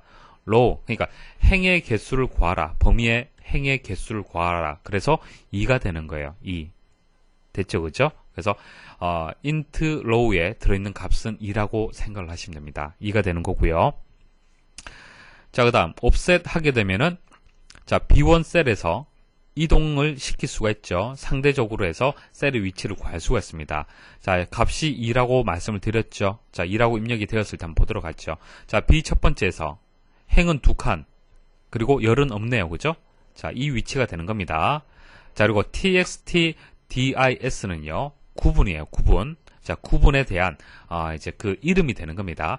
이 텍스트 박스의 이름이 되는 거예요. 그럼 이 값에다가 여기에다가 이 텍스트 박스에다가 그래서 구분을 뭐 a라고 구분을 값을 입력을 했다. 그럼 이 입력 값이 어디에 저장이 되느냐? txt dis 여기에 입력이 되는 거예요. 아시겠습니까? 자, 여기에 입력이 되고요. 자, 이 입력되어 있는 값은 어디에 저장이 돼야 되는 겁니까? 그렇죠. 여기에 입력이 돼야 되잖아요. 그렇죠. 그래서 입력될 위치를 정해주는 겁니다. 그래서 B 첫 번째에서 두 번째 행, 그리고 이제 열은 0이 되는 겁니다. 그래서 B 세 번째에다가 이 값을 입력을 하란 얘기예요. 이해하시겠죠? 자, 그 다음 여기서는, 자, 도소명은 여기 입력이 되겠네요. 자, 가격은 여기에 입력이 될 겁니다. 자, 이해하시겠습니까? 자, 그런데 마지막에 보시면은 VAL 해서 함수가 이용이 됐네요. 자, 이것은 전에 한번 말씀을 드렸는데요. 문자형 숫자를, 자, 문자형 숫자를 숫자로 바꿔주는 겁니다. 자, 숫자로 바꿔주는 거예요. 자, 여기 가격이라고 입력이 되죠. 자, 만이라고 입력이 되었어요. 자, 만이라고 입력이 되면은 입력 버튼 딱 누르잖아요. 그쵸? 입력 버튼 딱 누르게 되면은 여기에 입력되어 있는 데이터는요, 숫자로 인식을 하는 것이 아닙니다. 문자로 인식을 해요. 문자로. 문자로 인식을 하기 때문에 엑셀에 입력할 때는 숫자 형식으로 입력이 되어야겠죠. 그래야만 사칙 연산이라든지 계산이 가능하잖아요. 그쵸? 그래서 숫자 형식으로 바꿔주기 위해서 VAL이라는 함수를 이용을 했는 겁니다. 그래서 함수를 묶어준 거죠. 그래서 그 묶어서 그 숫자로 바꿔주고 난 뒤에 이 위치에다가 값을 넣으란 얘기입니다. 그리고 마지막은 무슨 얘기입니까? 마지막은, 자, 요거 끊어서 콜론이 있는데요. 끊어서 생각하시면 됩니다. 이렇게 끊어서 생각을 하세요. txt dis는, 자, 이 텍스트 상자를 뜻하는 겁니다. 자, 큰 따옴표로 해서 이렇게 이어서 표시를 했어요. 이건 뭐죠? 공백을 뜻하는 겁니다. 공백. 그래서 마지막에는 여기다가 우리가 뭐 A가 입력이 되어 있고 도서명에는 뭐 엑셀이라고 입력이 되어 있고 가격은 만원이라고 입력을 했다. 그 입력 버튼 누르면은 어떻게 되는 겁니까? 이 값이 여기에 입력이 되고 그 다음에는 어떻게 된다? 다음 데이터를 받기 위해서 공백으로 처리가 돼야 됩니다. 데이터가 지워져야겠죠, 한마디로. 그래서 여기서부터 여기까지 순차적으로 진행이 되면은 여기까지는 어떻게 되는 거예요? 값이 다 이렇게 엑셀 값에 입력이 되는 겁니다. 입력되고 난 뒤에, 자, 이게 입력이죠. 그 다음 이 부분에 와서는 어떻게 된다? 공백이 입력이 되는 거예요. 지워진다는 얘기입니다, 데이터가. 그래야만 또 새로운 데이터를 받을 수가 있잖아요. 처음부터 시작을 하면서. 그죠? 자, 그래서 해설은 이 부분에 다 나와 있습니다. 자, 자세히 보시면 될 거고요. 그래서 1번의 보기를 보시면은 쭉 해서 카운트까지는 무슨 뜻입니까? 자, B 첫 번째 셀을 기준으로 처음 카운트의 값은 2가 되는 거죠. 자, 이 부분 다시 한번 설명 좀 드려볼게요. 일단 첫 번째는 이제 int row가 2가 된다는 건 아시겠죠? 그럼 두 번째는 어떻게 될까요? 두 번째는 값이 바뀝니다. 보세요. 자, 9번에 A, 도서명에 엑셀, 그리고 가격은 10,000원 이렇게 입력이 되었습니다. 자, 입력이 되었고요. 또다시 이 매크로를 실행을 한다라고 했을 때, 자, 이 명령을 만났잖아요. 그죠? 자, 이것의 값은 3으로 바뀝니다. 왜 그래요? 여기서 여기까지 한번 생각을 해보십시오. 말씀을 드렸죠. B 첫 번째 셀에 인접되어 있는 영역 다 합치는 겁니다. 그럼 어떻게 돼요? 여기서 여기까지 되는 겁니다. 첫 번째 데이터가 여기 입력이 되어 있기 때문에 그래요. 이해하시겠습니까? 그래서 행은 3이 되는 거죠. 3. 이건 다 3이 되는 거예요.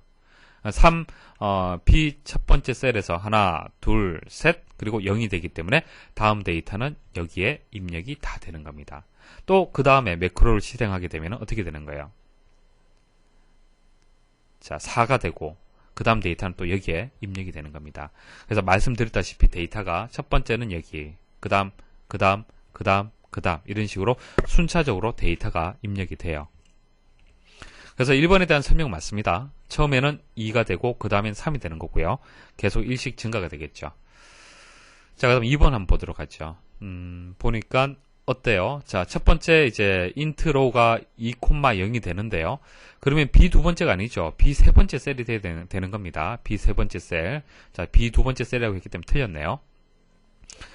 자, 그리고 문자 데이터가 입력되면 0값이 입력된다. 자, 이것도 잘 해석을 하셔야 되는데, 자, 가격에다가 문자로 넣었어요. 100이라고 문자를 넣었습니다. 그러면은 여기에 이렇게 100이라고 입력이 되겠습니까? 아니죠. 엑셀은 그렇게 똑똑하지가 않습니다. 그래서 100이라고 입력되면 이건 문자이기 때문에 숫자로 바꿀 수가 없습니다. 그래서 0이 입력이 돼요.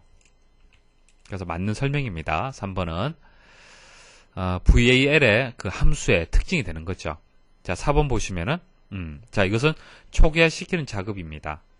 폼 화면에서 txt, dis하고 나머지 이 각각의 텍스트 상자를 텍스트 박스를 빈칸으로 표시하라, 그런 뜻으로 해석을 하시면 되겠습니다. 자, 여러분들 강의가 길어지다 보니까 많이 여러분들 힘드시죠? 뭐 강의가 좀 길어서 좀 지루하다 싶으시면은 강의를 좀 멈추시고요. 잠시 쉬었다가 이어서 들어주시면 되겠습니다. 아무래도 설명드린 파트 자체가 상당히 중요한 파트입니다. 그래서 뭐 한 문제를 설명을 드릴 때 뭐 8분에서 한 10분 정도 걸리는 그런 문제들도 있습니다. 물론 그렇게 뭐 설명을 길게 드리지 않아도 상관없어요. 문제를 맞추는 요령만 설명을 드려도 되겠지만은 그렇게 설명드린 이유는요. 일단 필기에서 어려운 문제가 나왔을 때 응용할 수 있는 힘, 자, 그런 힘을 키워드리기 위해서 일단 설명을 드리는 거고요. 그리고 실기에서도 그대로 출제되는 그런 내용들입니다. 그래서 실기 때 여러분들이 학습을 하실 때 또 많은 도움이 되도록 그렇게 제가 설명을 드리고 있어요. 자, 이렇게 말씀을 드리면은 필기 합격은 당연합니다. 필기 합격에 대해서는 걱정하지 마십시오. 제 강의만 들으시면은 모든 분들이 합격할 수 있도록 그렇게 강의가 진행이 되고 있습니다. 그것도 암기를 해서 합격하는 것이 아니라 응용하고 개념 이해를 해서 풀이를 할 수 있도록, 자, 그런 힘을 제가 키워드리다 보니까 시간이 조금 길어지는데요. 잠시 강의 멈추시고 조금 쉬었다가 들으셔도 상관이 없습니다. 아시겠죠? 자, 계속 강의 진행을 할게요. 자, 이번 문제 보도록 하죠. 자, 개발 도구 컨트롤 삽입 메뉴에 콤보 상자에 컨트롤 서식을 아래와 같이 설정하고 매크로를 지정하였다. 자, 우리 엑셀 메뉴 중에서 여러 가지 컨트롤들을 삽입할 수 있죠. 그 중에서 콤보 상자에 대한 문제가 되겠습니다. 자, 콤보 상자는 이런 거죠. 자, 이것을 콤보 상자로 얘기를 하고요. 콤보 상자를 클릭하게 되면은, 이 버튼을 클릭하게 되면은 목록이 쭉 아래로 내려지면서 보여지게 됩니다. 이 문제에서는 빨강, 파랑, 노랑 없음이 표시가 될 수 있도록 그렇게 만들 겁니다. 자, 어떤 컨트롤 이제 서식인지 아시겠죠? 자, 콤보 상자에 이제 컨트롤 서식을 일단 설정을 해줘야 돼요. 이렇게 보여지려면 설정을 해야 되는데 문제에서 표시가 되어 있습니다. 이 컨트롤을 만드시고요. 오른쪽 마우스 클릭하게 되면은 컨트롤 서식이라는 메뉴가 나와요. 자, 그 메뉴에 가시면은 자, 입력 범위를 선택할 수 있도록 먼저 되어 있습니다. 자, 입력 범위라는 것은 여기서 여기까지가 되겠죠. 자, 이 버튼을 클릭을 했을 때 보여지는 목록을 좀 뜻하는 겁니다. 자, 그 다음 셀 연결이라는 것이 있는데요. B9번째라고 지금 선택이 되어 있죠. 자, 이 부분 설명을 좀 드릴게요. 자, B9번째라면은 자, 콤보 상자 뒤편에 있겠네요. 그쵸? 콤보 상자 때문에 보이지 않을 겁니다. 자, 이게 무슨 뜻이냐면은 자, 입력 범위가 여기서 여기까지잖아요. 그쵸? 자, 빨강을 선택을 할 수도 있고 파랑, 노랑, 없음을 선택할 수 있습니다. 자, 선택할 때마다 그 선택된 결과값이 표시될 셀의 위치를 뜻하는 거예요. 자, 실습을 통해서 말씀드릴게요. 자, 클릭을 하고요. 빨강, 파랑, 노랑, 없음 있죠. 빨강 선택을 해보겠습니다. 자, 보세요. 숫자가 표시가 되죠. 노랑, 없음. 됐습니까? 자, 1에서 4까지 숫자가 표시가 되는데요. 자, 그 설정을 어디서 하냐면은 마우스 오른쪽 클릭을 했을 때 컨트롤 서식에서 셀 연결 부분에서 선택을 하시면 돼요. 저는 문제와 다르게 여러분들한테 설명하기 위해서 B7번째라고 선택을 한 겁니다. 문제하고 동일하게 하려면은 B9번째라고 선택을 해주셔야 됩니다. 확인 버튼 눌러볼게요. 자, 일단 지우고요. 자, 그리고 한번 제가 선택을 해보겠습니다. 자, 어떻습니까? 표시가 안 되죠? 자, 오른쪽에 색깔 바뀌는 것을 생각하지 마시고요. 자, 그것은 뒤에 말씀드릴 겁니다. 보시면 아시겠지만은, 눌렀을 때 여기에 그 표시가 안 되고요. 자, 이 콤보 상자 뒤편에 표시가 되기 때문에 보여지지 않는 겁니다. 자, 일단 문제에서는 B9번째라고 이제 그 선택한 셀에 값이 표시가 될 셀의 위치를 정해줬죠. 자, 이렇게 정한 이유는요. 콤보 박스 뒤편에 표시를 해서 이 표 자체가 좀 지저분하지 않도록 자, 깔끔하게 결과를 만들어낼 수 있도록 하기 위해서 B9번째 셀을 선택을 한 겁니다. 그래서 셀 연결은요. 여기서는 좀 중요합니다.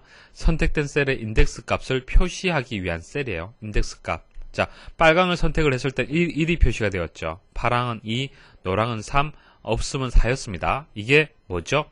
첫 번째, 두 번째, 세 번째, 네 번째 인덱스 값을 뜻하는 겁니다. 이해하시겠죠? 자, 그래서 콤보 상자를 통해서 여기에 있는 값들 중에서 하나를 선택할 수는 있어요.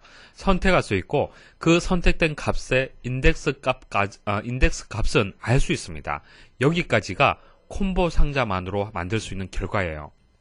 그러면은 우리가 원하는 것은 뭐냐면은 빨간색을 선택을 했을 때 이 부분에 빨간색으로 색깔이 바뀌는 거고요. 노란색으로 선택을 했을 때 이 부분이 노란색으로 바뀌는 것을 하고 싶습니다. 그때는 매크로를 이용을 해야 돼요. 그러니까 프로그래밍이라는 개념이 들어가줘야 되는 겁니다. 그래서 이 컨트롤에다가 오른쪽 클릭을 해서 자, 매크로 지정을 선택하게 되면 매크로를 연결할 수가 있죠. 그때 매크로가 여기서 여기까지가 되는 겁니다. 자, 여기서는 이제 셀렉트 케이스, 엔드 셀렉트 문을 설명을 드릴 건데요. 간단하게 한번 설명을 일단 드려볼게요. 자, 보세요. 제가 인덱스 값이 이렇게 된다라고 말씀을 드렸죠. 그럼 여러분들 상식적으로 한번 생각을 해보십시오. 자, 1값을 가질 때 그러면 어떻게 한다? 빨간색으로 여기에 표시가 되면 되잖아요. 그쵸? 2값을 가질 때는 파란색으로 표시가 되면 되잖아요. 그쵸? 자, 그것을 생각하시면 돼요. 그러니까 속성값을 바꿔주시면 되는 겁니다. 그래서 1일 때, 케이스 1일 때, 케이스 2일 때, 3일 때, 4일 때 이 네 가지 케이스에 따른 실행문을 각각을 만들어주면 됩니다. 자, 컬러 인덱스. 자, 컬러 인덱스는 속성값을 정해주는데 색깔을 정해주는 거죠. 그때 숫자가 들어오는데 인덱스 값이 3이면은 빨간색이 되는 거고요. 5면 파란색, 6이면은 노란색이 되는 거고요. none 해서 들어가게 되면은 색깔이 없어지는 겁니다. 자, 이것은 미리 정해졌기 때문에 여러분들이 그냥 기억하고 계시면 돼요. 물론 이런 것들을 직접 정의를 해서 무슨 색깔로 바뀌느냐 이렇게 나오지는 않습니다. 자, 이런 것들은 문제에 다 이렇게 포함이 되어 있고 단지 여러분들이 그냥 이해만 하시면 돼요. 자, 인덱스 값이 3일 때는 빨간색이구나. 자, 이런 식으로 이해를 하시면 됩니다. 자, 그럼 A에는 어떤 값이 들어가는 게 맞겠습니까? 자, 쉽게 생각을 해보십시오. 케이스 1일 때, 2일 때, 3일 때, 4일 때. 자, 이 케이스라는 값을 가지고 있는 위치가 어딥니까? 그렇죠. B9번째 셀의 위치가 맞잖아요. 그쵸? 그래서 range에서 b9번째 하고 점해서 value라고 속성을 정해주시면 됩니다. 그러면 이 셀의 위치에서 여러가지 속성값 중에서 값을 가지고 와서 그때 1일 때, 2일 때, 3일 때, 4일 때 조건에 따라서 실행문이 달라지는 겁니다. 자, 형식을 한번 보도록 하죠. select case, and select에서 닫히게 되고요. 자, 오른쪽에 수식 또는 변수가 들어간다는 얘기인데, 뭐, 이해하시면 되겠죠. 말씀드렸다시피. 자, 이 문제에서는, 자, 여기 나와 있네요. range에서 b9번째, 그리고 value가 정답이 되는 겁니다. 자, 이 값이 1이냐, 2냐, 3이냐, 4이냐에 따라서 실행되는 실행문이 달라진다는 얘기입니다. 그래서 케이스해서 실행문이 여러 개 쭉 나올 수가 있습니다. 자, 그래서 select case하고 and select 이 그 구문을 이용하는 그 목적은요. 자, 우리가 이전에 배웠던 if then 그리고 if then else and if는 어땠습니까? 자, 실행문이 하나일 때는 if then 이용할 수 있었죠. 실행문이 두 개일 때는 if then 그리고 else를 이용을 해서 실행문 두 개를 선택할 수 있게끔 조건을 줬었습니다. 그런데 3개, 4개, 5개, 6개 이런 식으로 조건 자체가 여러 개 있을 때는 어떻게 될까요? 사용할 수가 없죠. 사용할 수가 없고요. 그때 간단하게 사용할 수 있는 방법이 select case예요. select case를 이용하게 되면 쉽게 실행문을 선택할 수 있도록 그렇게 여러분들이 명령을 줄 수가 있습니다. 자, 이 문제는 지문이 길기 때문에 해석을 잘 하셔야 됩니다. 자, 1부터 입력된 수까지의 곱을 구하는 폼 화면과 프로그램이다. 자, 아래쪽에 보시면은 이게 폼 화면이 되는 거고요. 이게 이제 프로그램이 되는 겁니다. 근데 잘 보시면은 팩토리얼 구하기 이렇게 나와 있죠. 팩토리얼. 자, 팩토리얼은 우리 수학 시간에 배웠던 내용입니다. 3팩토리얼 같으면은 어떻게 되는 거예요? 1 곱하기 2 곱하기 3. 자, 기억나십니까? 자, 그것을 구하는 거죠. 그래서 뭐 간단하게 폼에 대해서 해석을 해드리면은 자, 1부터 3까지의 계승 구하기. 자, 이 부분은 텍스트 박스로 되어 있습니다. 그래서 데이터를 입력 받을 수 있도록 되어 있습니다. 그래서 입력되는 값에 따라서 그때의 결과는 항상 달라지겠죠. 자, 만일 3이라고 입력을 했고요. 결과 보기라는 이 버튼, 자, 이것을 커맨드 버튼, 명령 단추라고 얘기를 하는데요. 자, 이 버튼을 클릭하게 되면은 그때의 결과가 여기에다가 보여지는데요. 자, 이것을 우리는 레이블이다 그렇게 얘기를 합니다. 그러니까 컨트롤이 여러 가지가 있는데 일단 제일 바깥쪽에 있는 것은 폼이죠. 폼이 이제 컨트롤 개체가 되는 거고요. 그리고 안쪽에 보시면은 이런 것들은 우리가 텍스트 박스라고 얘기를 합니다. 데이터를 입력받을 수가 있고요. 그다음 명령 단추 같은 경우에는 어떤 이벤트를 발생하게끔 하는 도구가 되는 거예요. 그러니까 명령 단추를 클릭을 했을 때 어떻게 하라 이런 것들이 이벤트가 되는 겁니다. 자, 뒤에 또 이벤트에 대해 설명이 나올 건데요. 그래서 이것은 이벤트하고 관련된 문제가 되는 거예요. 자, 결과 보기 버튼을 클릭을 하게 되면은 레이블에 이제 출력이 돼서 이제 결과를 볼 수가 있는 겁니다. 자, 물론 이렇게 폼 화면만 설계를 해서는 안 되죠. 이것이 제대로 구현이 되려면은 오른쪽과 같은 프로그램이 이제 뒷받침이 돼야 됩니다. 자, 결과 보기 명령 단추를 누르면 그 결과가 아래에 레이블에 출력이 된다. 이해하시겠죠? 아래의 프로그램 코드로 실행을 했더니 결과가 1로 표시가 되었다. 자, 그 원인이 되는 문장은 어느 것인가? 자, 3이라고 입력이 되고요. 결과 보기 클릭을 했을 때, 결과 보기를 클릭을 했을 때 결과는 1 곱하기 2 곱하기 3이라고 해서 6이 보여지는 게 맞겠죠. 그런데 1로 보인다는 얘기는요. 분명히 소스에 문제가 있는 겁니다. 코드에 문제가 있는 거예요. 자, 그것을 찾으라는 얘기죠. 이 문제에서는. 자, 단 3을 입력한 텍스트 박스의 이름은 텍스트 박스 1이다. 자, 컨트롤 이름이 텍스트 박스가 되는 거고요. 텍스트 박스가 여러 개 있을 때 각각의 이름이 필요하겠죠. 자, 그때 이름을 텍스트 박스 1이라고 이름을 정해준 겁니다. 자, 결과 보기 명령 단추의 이름은 커맨드 버튼 1. 자, 결과가 표시되는 레이블에는 레이블 3이라고 이름을 줬습니다. 자, 그럼 프로그래밍 한 거 한번 보도록 하죠. 자, 서브부터 해서 엔드 서브까지가 처음과 이제 시작과 끝이 되는 거고요. 자, 근데 여기 보시면은 private이라는 새로운 어떤 명령어가 나왔습니다. 자, 사실 이 명령어는 사실 모른다 하더라도 문제 푸는 데 상관이 없어요. 그렇지만 간단하게 말씀 좀 드리겠습니다. 자, 프로시저의 적용 범위를 이제 구분을 하는 이제 접근 지시자라고 얘기를 하는데요. 자, 이런 겁니다. 자, 모듈 내에 프로시저가 있죠. 뭐 한 개, 두 개, 세 개, 뭐 세 개에 따라 보겠습니다. 자, 모듈 1, 모듈 2 이렇게 있습니다. 자, 여기에도 이제 프로시저가 있겠죠. 뭐 프로시저가 이렇게 여러 개가 있어요. 일단 프로시저라는 것은 하나의 어떤 목적을 가지고 만들어지는 겁니다. 자, 이 프로시저가 다른 데서 필요하다라면 호출해서 가지고 와서 쓸 수가 있어요.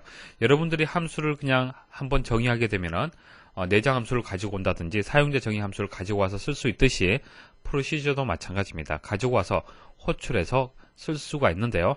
쓸 수 있는 범위를 제한을 할 수가 있어요. 자, private이라고 정의하게 되면 private은 사설의 의미가 있죠. 사설. 그리고 public은 공용이죠. 서로 상반되는 그런 의미를 가지고 있습니다. 만일 private이라고 해서 프로시저를 정의하게 되면은 모듈 내에서만 서로 호출을 해서 쓸 수 있다는 얘기입니다. 그러니까 모듈이라는 한계가 정해지는 거예요. public이라고 하게 되면은 다른 모듈에 있는 프로시저가 해당 프로시저를 호출할 수 있어요. 그러니까 M2에 있는 것이 M1에 있는 프로시저를 가지고 올 수 있다는 얘기입니다. 이해하시겠습니까? 자, 그런 식으로 해석을 하시면 돼요. 그래서 예시를 보시면은 모듈 1에서 퍼블릭해서 서브 테스트라고 만일 프로시저를 정의를 했잖아요. 그래서 퍼블릭이라고 정의를 했기 때문에 모듈 1에서 호출할 수 있는 것은 당연하고요. 모듈 2에서도 모듈 1점 테스트 이런 식으로, 그러니까 모듈 이름이 먼저 나오고요. 뒤에 프로시저 이름을 사용을 하게 되면은 얼마든지 호출을 해서 이용을 할 수 있다는 얘기입니다. 개념 아시겠죠? 근데 문제 푸는 데는 상관이 없어요. 자, 그 다음 서브해서 이제 커맨드 버튼 1 언더바 클릭이라고 되어 있는데요. 이게 이벤트를 뜻하는 겁니다. 이벤트 중에서도 클릭이라는 이벤트가 지금 발생을 했는 겁니다. 그래서 이것을 우리는 이벤트 프로시저라고 얘기를 합니다. 이벤트 프로시저. 자, 뒤에 또 설명을 드릴 겁니다. 그래서 커맨드 버튼 1이 어디 있습니까? 여기 있잖아요. 그죠? 자, 이 버튼을 클릭을 했을 때 클릭이라는 이벤트가 발생을 했을 때 처리할 명령문이 여기 있는 겁니다. 그래서 어떤 이벤트가 발생을 했을 때 처리할 명령문들을 묶어둔 것을 이벤트 프로시저라고 얘기를 합니다. 그래서 이 커맨드 버튼 1에 이벤트가 여러 가지가 있겠죠. 클릭도 있을 거고요. 더블 클릭도 있을 거고요. 이런 여러 가지 이 컨트롤을 가지고 얼마든지 다양한 어떤 이제 이벤트가 발생할 수 있는 거예요. 근데 여러 가지 이벤트 중에서 여기서는 클릭이 여기서 문제 자체에서 주어진 겁니다. 자, 클릭을 했을 때 아래에 이제 명령문이 수행이 되는데요. 자, dim해서 나오는 부분들은 이제 변수를 정의하는 거고요. 자, sum이란 변수, num이란 변수를 정의를 하고 각각의 변수에다가 1로 초기화를 했네요. 우변의 값을 좌변에다가 대입을 하시면 됩니다. 자, 그다음 while 해서 when라는 또 새로운 이제 그 반복 구조가 나왔습니다. 설명 좀 드릴게요. 자, num1, sum1은 이제 변수를 초기화했는 거고요. 자, 여기서 여기까지가 이제 반복을 시키는데요. 조건문이 만족하게 되면 true일 경우에 아래의 실행문이 실행되는 단순한 구조가 됩니다. 자, 단순하죠. 조건이 들어오고 이 조건을 만족하게 되면 이 실행문이 실행이 되는 거고, 만족하지 않으면 이 그 반복 구조를 벗어나는 겁니다. 자, 그래서 해석을 좀 더 드리면요. 자, 조건이 좀 생소하죠. 보시면은 텍스트 박스 1점 텍스트라고 나와 있습니다. 자, 텍스트 박스 1은 뭐죠? 텍스트 박스 컨트롤을 뜻하는 거죠. 컨트롤, 개체를 뜻하는 거지 않습니까? 자, 그 개체의 속성, 뒷부분이 속성이에요. 텍스트 속성인데 이것은 입력했을 때 저장되는 그 값을 뜻하는 겁니다. 3이라고 입력이 되면 이 3이라는 값은 어디에? 텍스트 속성 값에 입력이 되는 거예요. 아시겠습니까? 그럼 결과적으로 이게 뭐예요? 3이잖아요. 그쵸? 자, num은 얼마가 되는 겁니까? 여기서 1이라고 했잖아요. 그쵸? 그럼 크다라고 조건이 주어졌는데 이 조건이 true입니까? false입니까? false가 되는 거죠. false가 되기 때문에 아래의 처리문은 실행문은 실행되지 않습니다. 이 조건을 빠져나오는 거예요. 빠져나오고 이 명령문을 만나게 되는 거죠. 레이블 3, 캡션이라고 되어 있는데 캡션은 속성 중에서요. 보여지는 겁니다. 보여지는 거. 이것은 뭐죠? 입력하는 거고요. 이것은 출력해서 보여지는 겁니다. 보여지는 값이 어떻게 된다? sum이란 얘기죠. sum은 얼마예요? 1이잖아요. 그쵸? 그래서 1값이 여기에 입력이 되는 겁니다. 그래서 결과 보기 버튼을 클릭을 했을 때 여기 레이블에 보여진 값이 1값이 보여진 겁니다. 자, 결과적으로 정답이 뭐가 되겠습니까? 조건이 되는 거죠. 여기 보시면은 이 부분에 대해서 문제가 있다는 얘기입니다. 이 조건이 잘못되었기 때문에 아래 부분이 반복이 되어야 되는데 반복이 안 된다는 얘기입니다. 팩토리얼 같은 경우에는 1 곱하기 2 곱하기 3 이런 식으로 해서 차근차근 숫자가 곱해져서 이제 누적이 돼야 되는 거잖아요. 계산이 돼야 되는데 계산이 안 된다는 얘기입니다. 그래서 이 부분이 이제 문제가 되는 문장이라고 볼 수가 있습니다. 콤보 상자의 목록으로 현재 통합 문서에 포함된 시트들의 이름을 추가하는 프로시저를 작성하려고 한다. 자, 일단 문제 자체를 이해를 좀 하셔야 돼요. 물론 아래쪽에 보시면은 코딩이 있습니다. 코드가 있는데 자, 이 코드를 보게 되면 여러분들이 어느 정도는 감을 잡을 수가 있을 겁니다. 그렇지만은 일단 먼저 설명드리고 말씀드릴게요. 이런 겁니다. 자, 우리가 통합 문서에 보면은 통합 문서에 시트 1, 시트 2, 시트 3 이렇게 해서 아래쪽에 각각의 시트의 이름이 있죠. 자, 이름이 있는데 자, 폼을 만들고요. 폼 내에 이제 콤보 상자를 만들 겁니다. 콤보 상자를 만들어서 이 콤보 상자를 클릭을 했을 때 보여지는 것이 시트의 이름이 보여질 수 있도록 이것을 만들고 싶다는 얘기예요.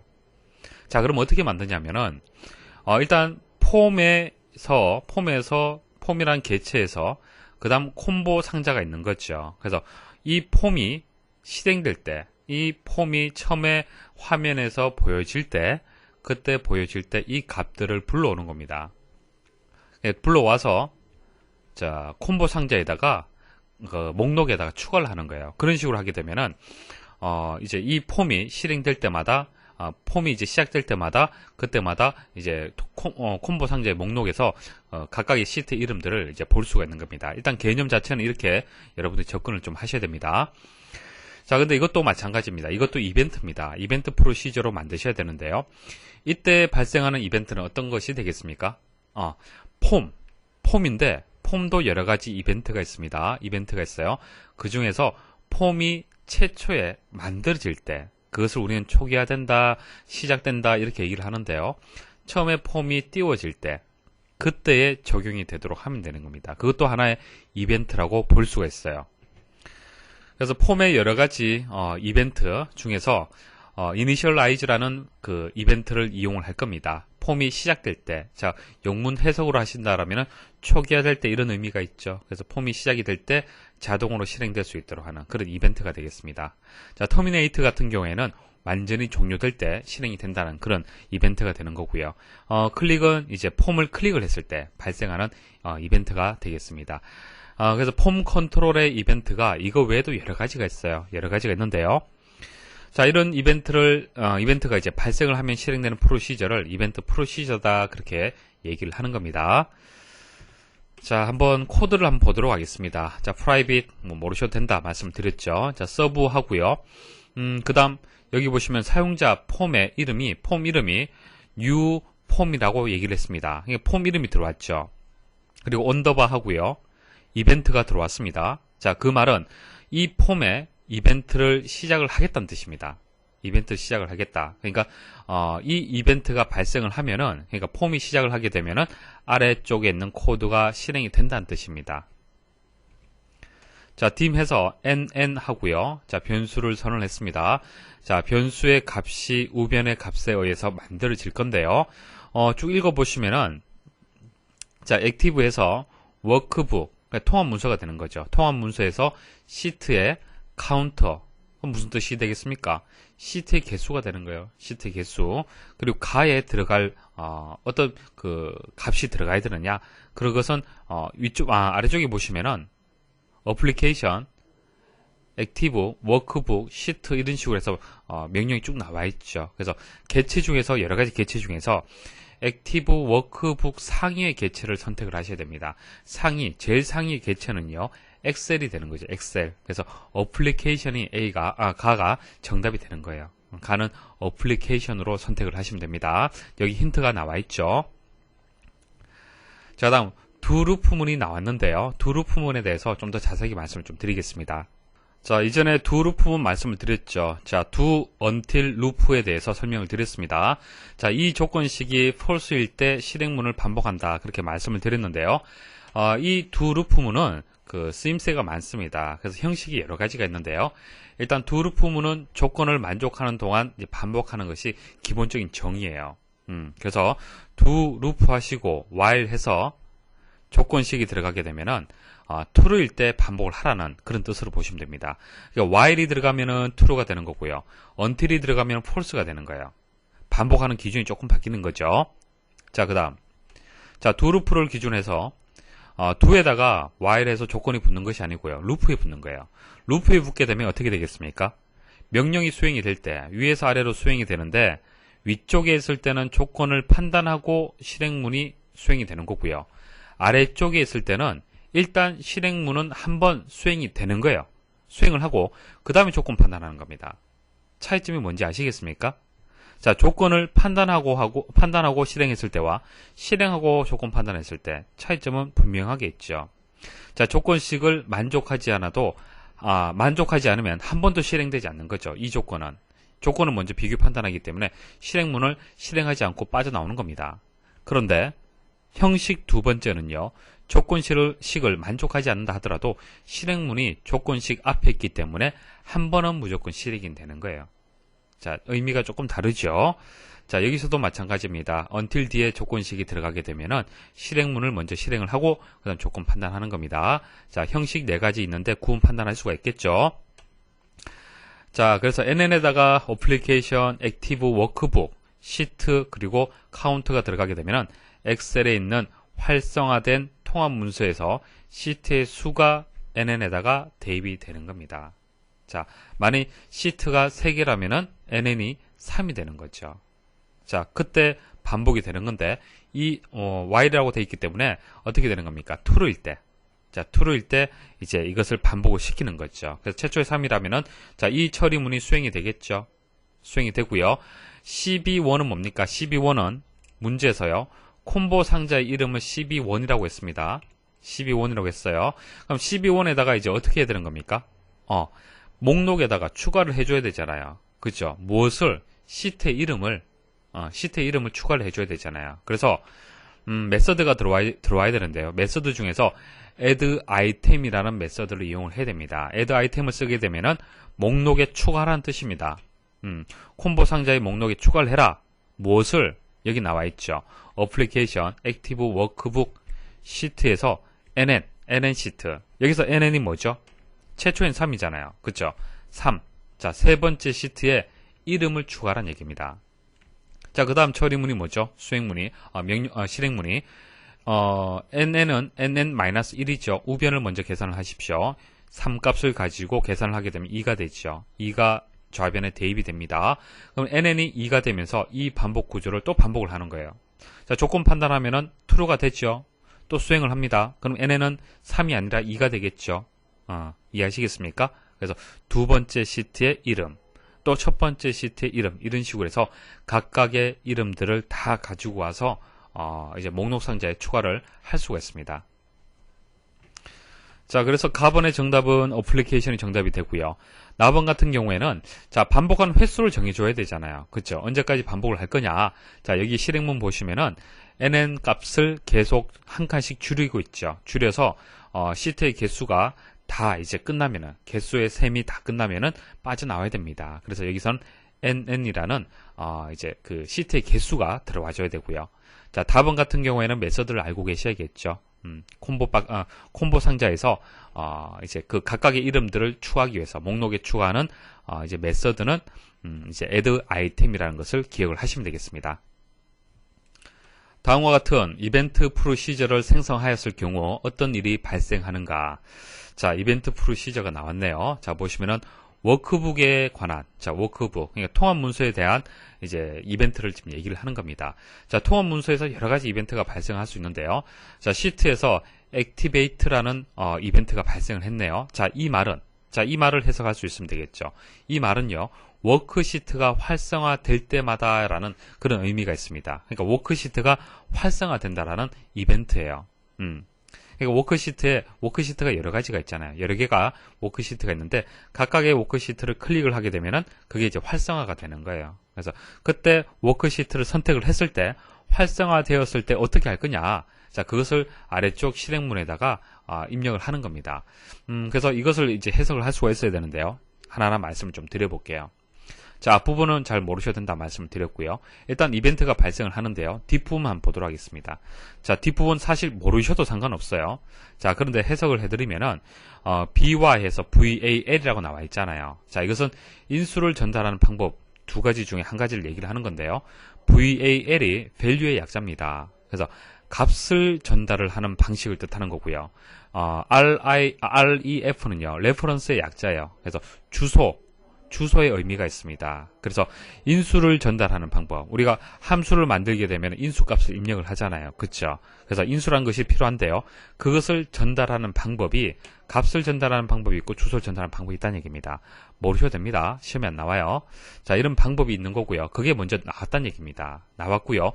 뒷부분에 보시면은 이제 변수명이 들어오고 as가 들어오고 뒤에 데이터 형식이 들어가잖아요. 그렇죠? 그거하고 동일합니다. H가 인수예요. 인수 이름이 SH가 되는 겁니다. 시트의 약자죠. 약자로 해서 이름을 이렇게 만든 겁니다. 그래서 이벤트가 발생할 때 함께 전달할 인수의 이름이 SH라고 생각을 하시면 됩니다. 이해하시겠습니까?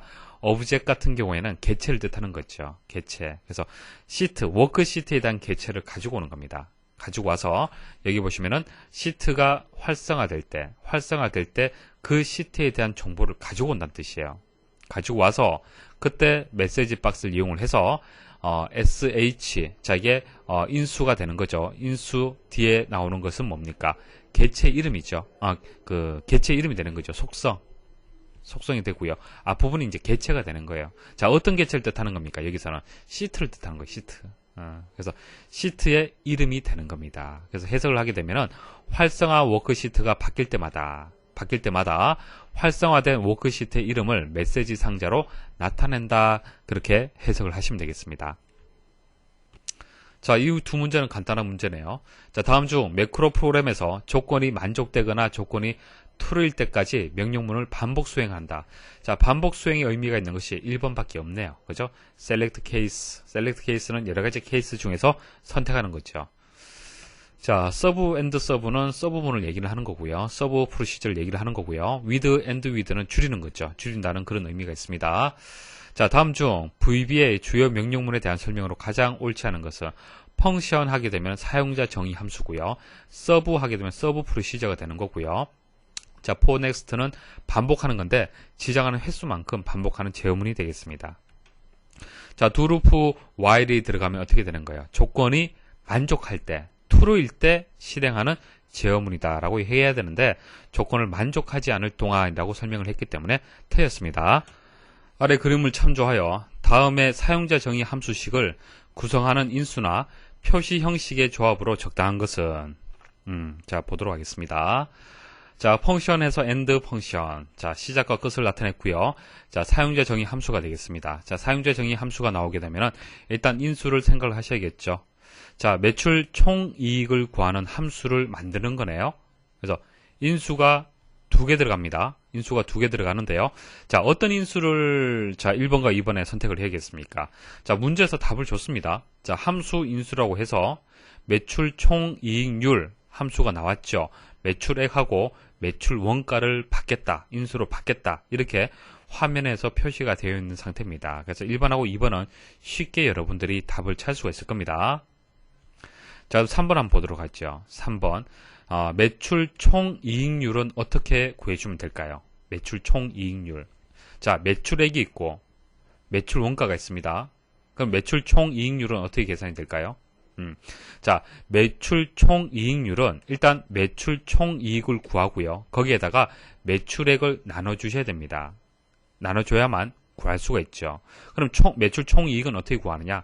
매출 총이익은 매출액 빼기 매출 원가죠. 실제 매출이 100만원이고 원가가 30만원이다. 그러면은 총이익이 70만원이잖아요. 우리 계산할 때 그렇게 계산하지 않습니까? 그죠? 그래서 70만원. 매출액이 100만원이다. 그럼 100분의 70이 뭐예요? 총 매출 이익률이죠. 한마디로 70%잖아요. 맞습니까? 자, 그렇게 계산을 하잖아요. 그래서 3번에 들어갈 답이 매출액 빼기 매출 원가가 이제 정답이 되는 겁니다. 자, 그리고 4번 한번 보도록 하죠. 자, 매출 총이익을요. 문제 보시면은 매출 총이익률은 매출 총이익을 매출액으로 나눈 값을 백분율로 표시한 값이다 라고 해서 일단 3번에 대한 힌트가 주어졌고요. 백분율로 표시를 해라 라고 설명이 나와 있습니다. 근데 여기 보시면은 백분율로 표현이 되어 있죠. 어떻게 표현이 되어 있습니까? 정수자리수, 그 다음 뒷자리, 소수점 아래 부분은 두 자리로 표현이 되어 있네요. 그쵸? 이것을 우리가 데이터 표시 형식으로 해서 지정을 해줘야 됩니다.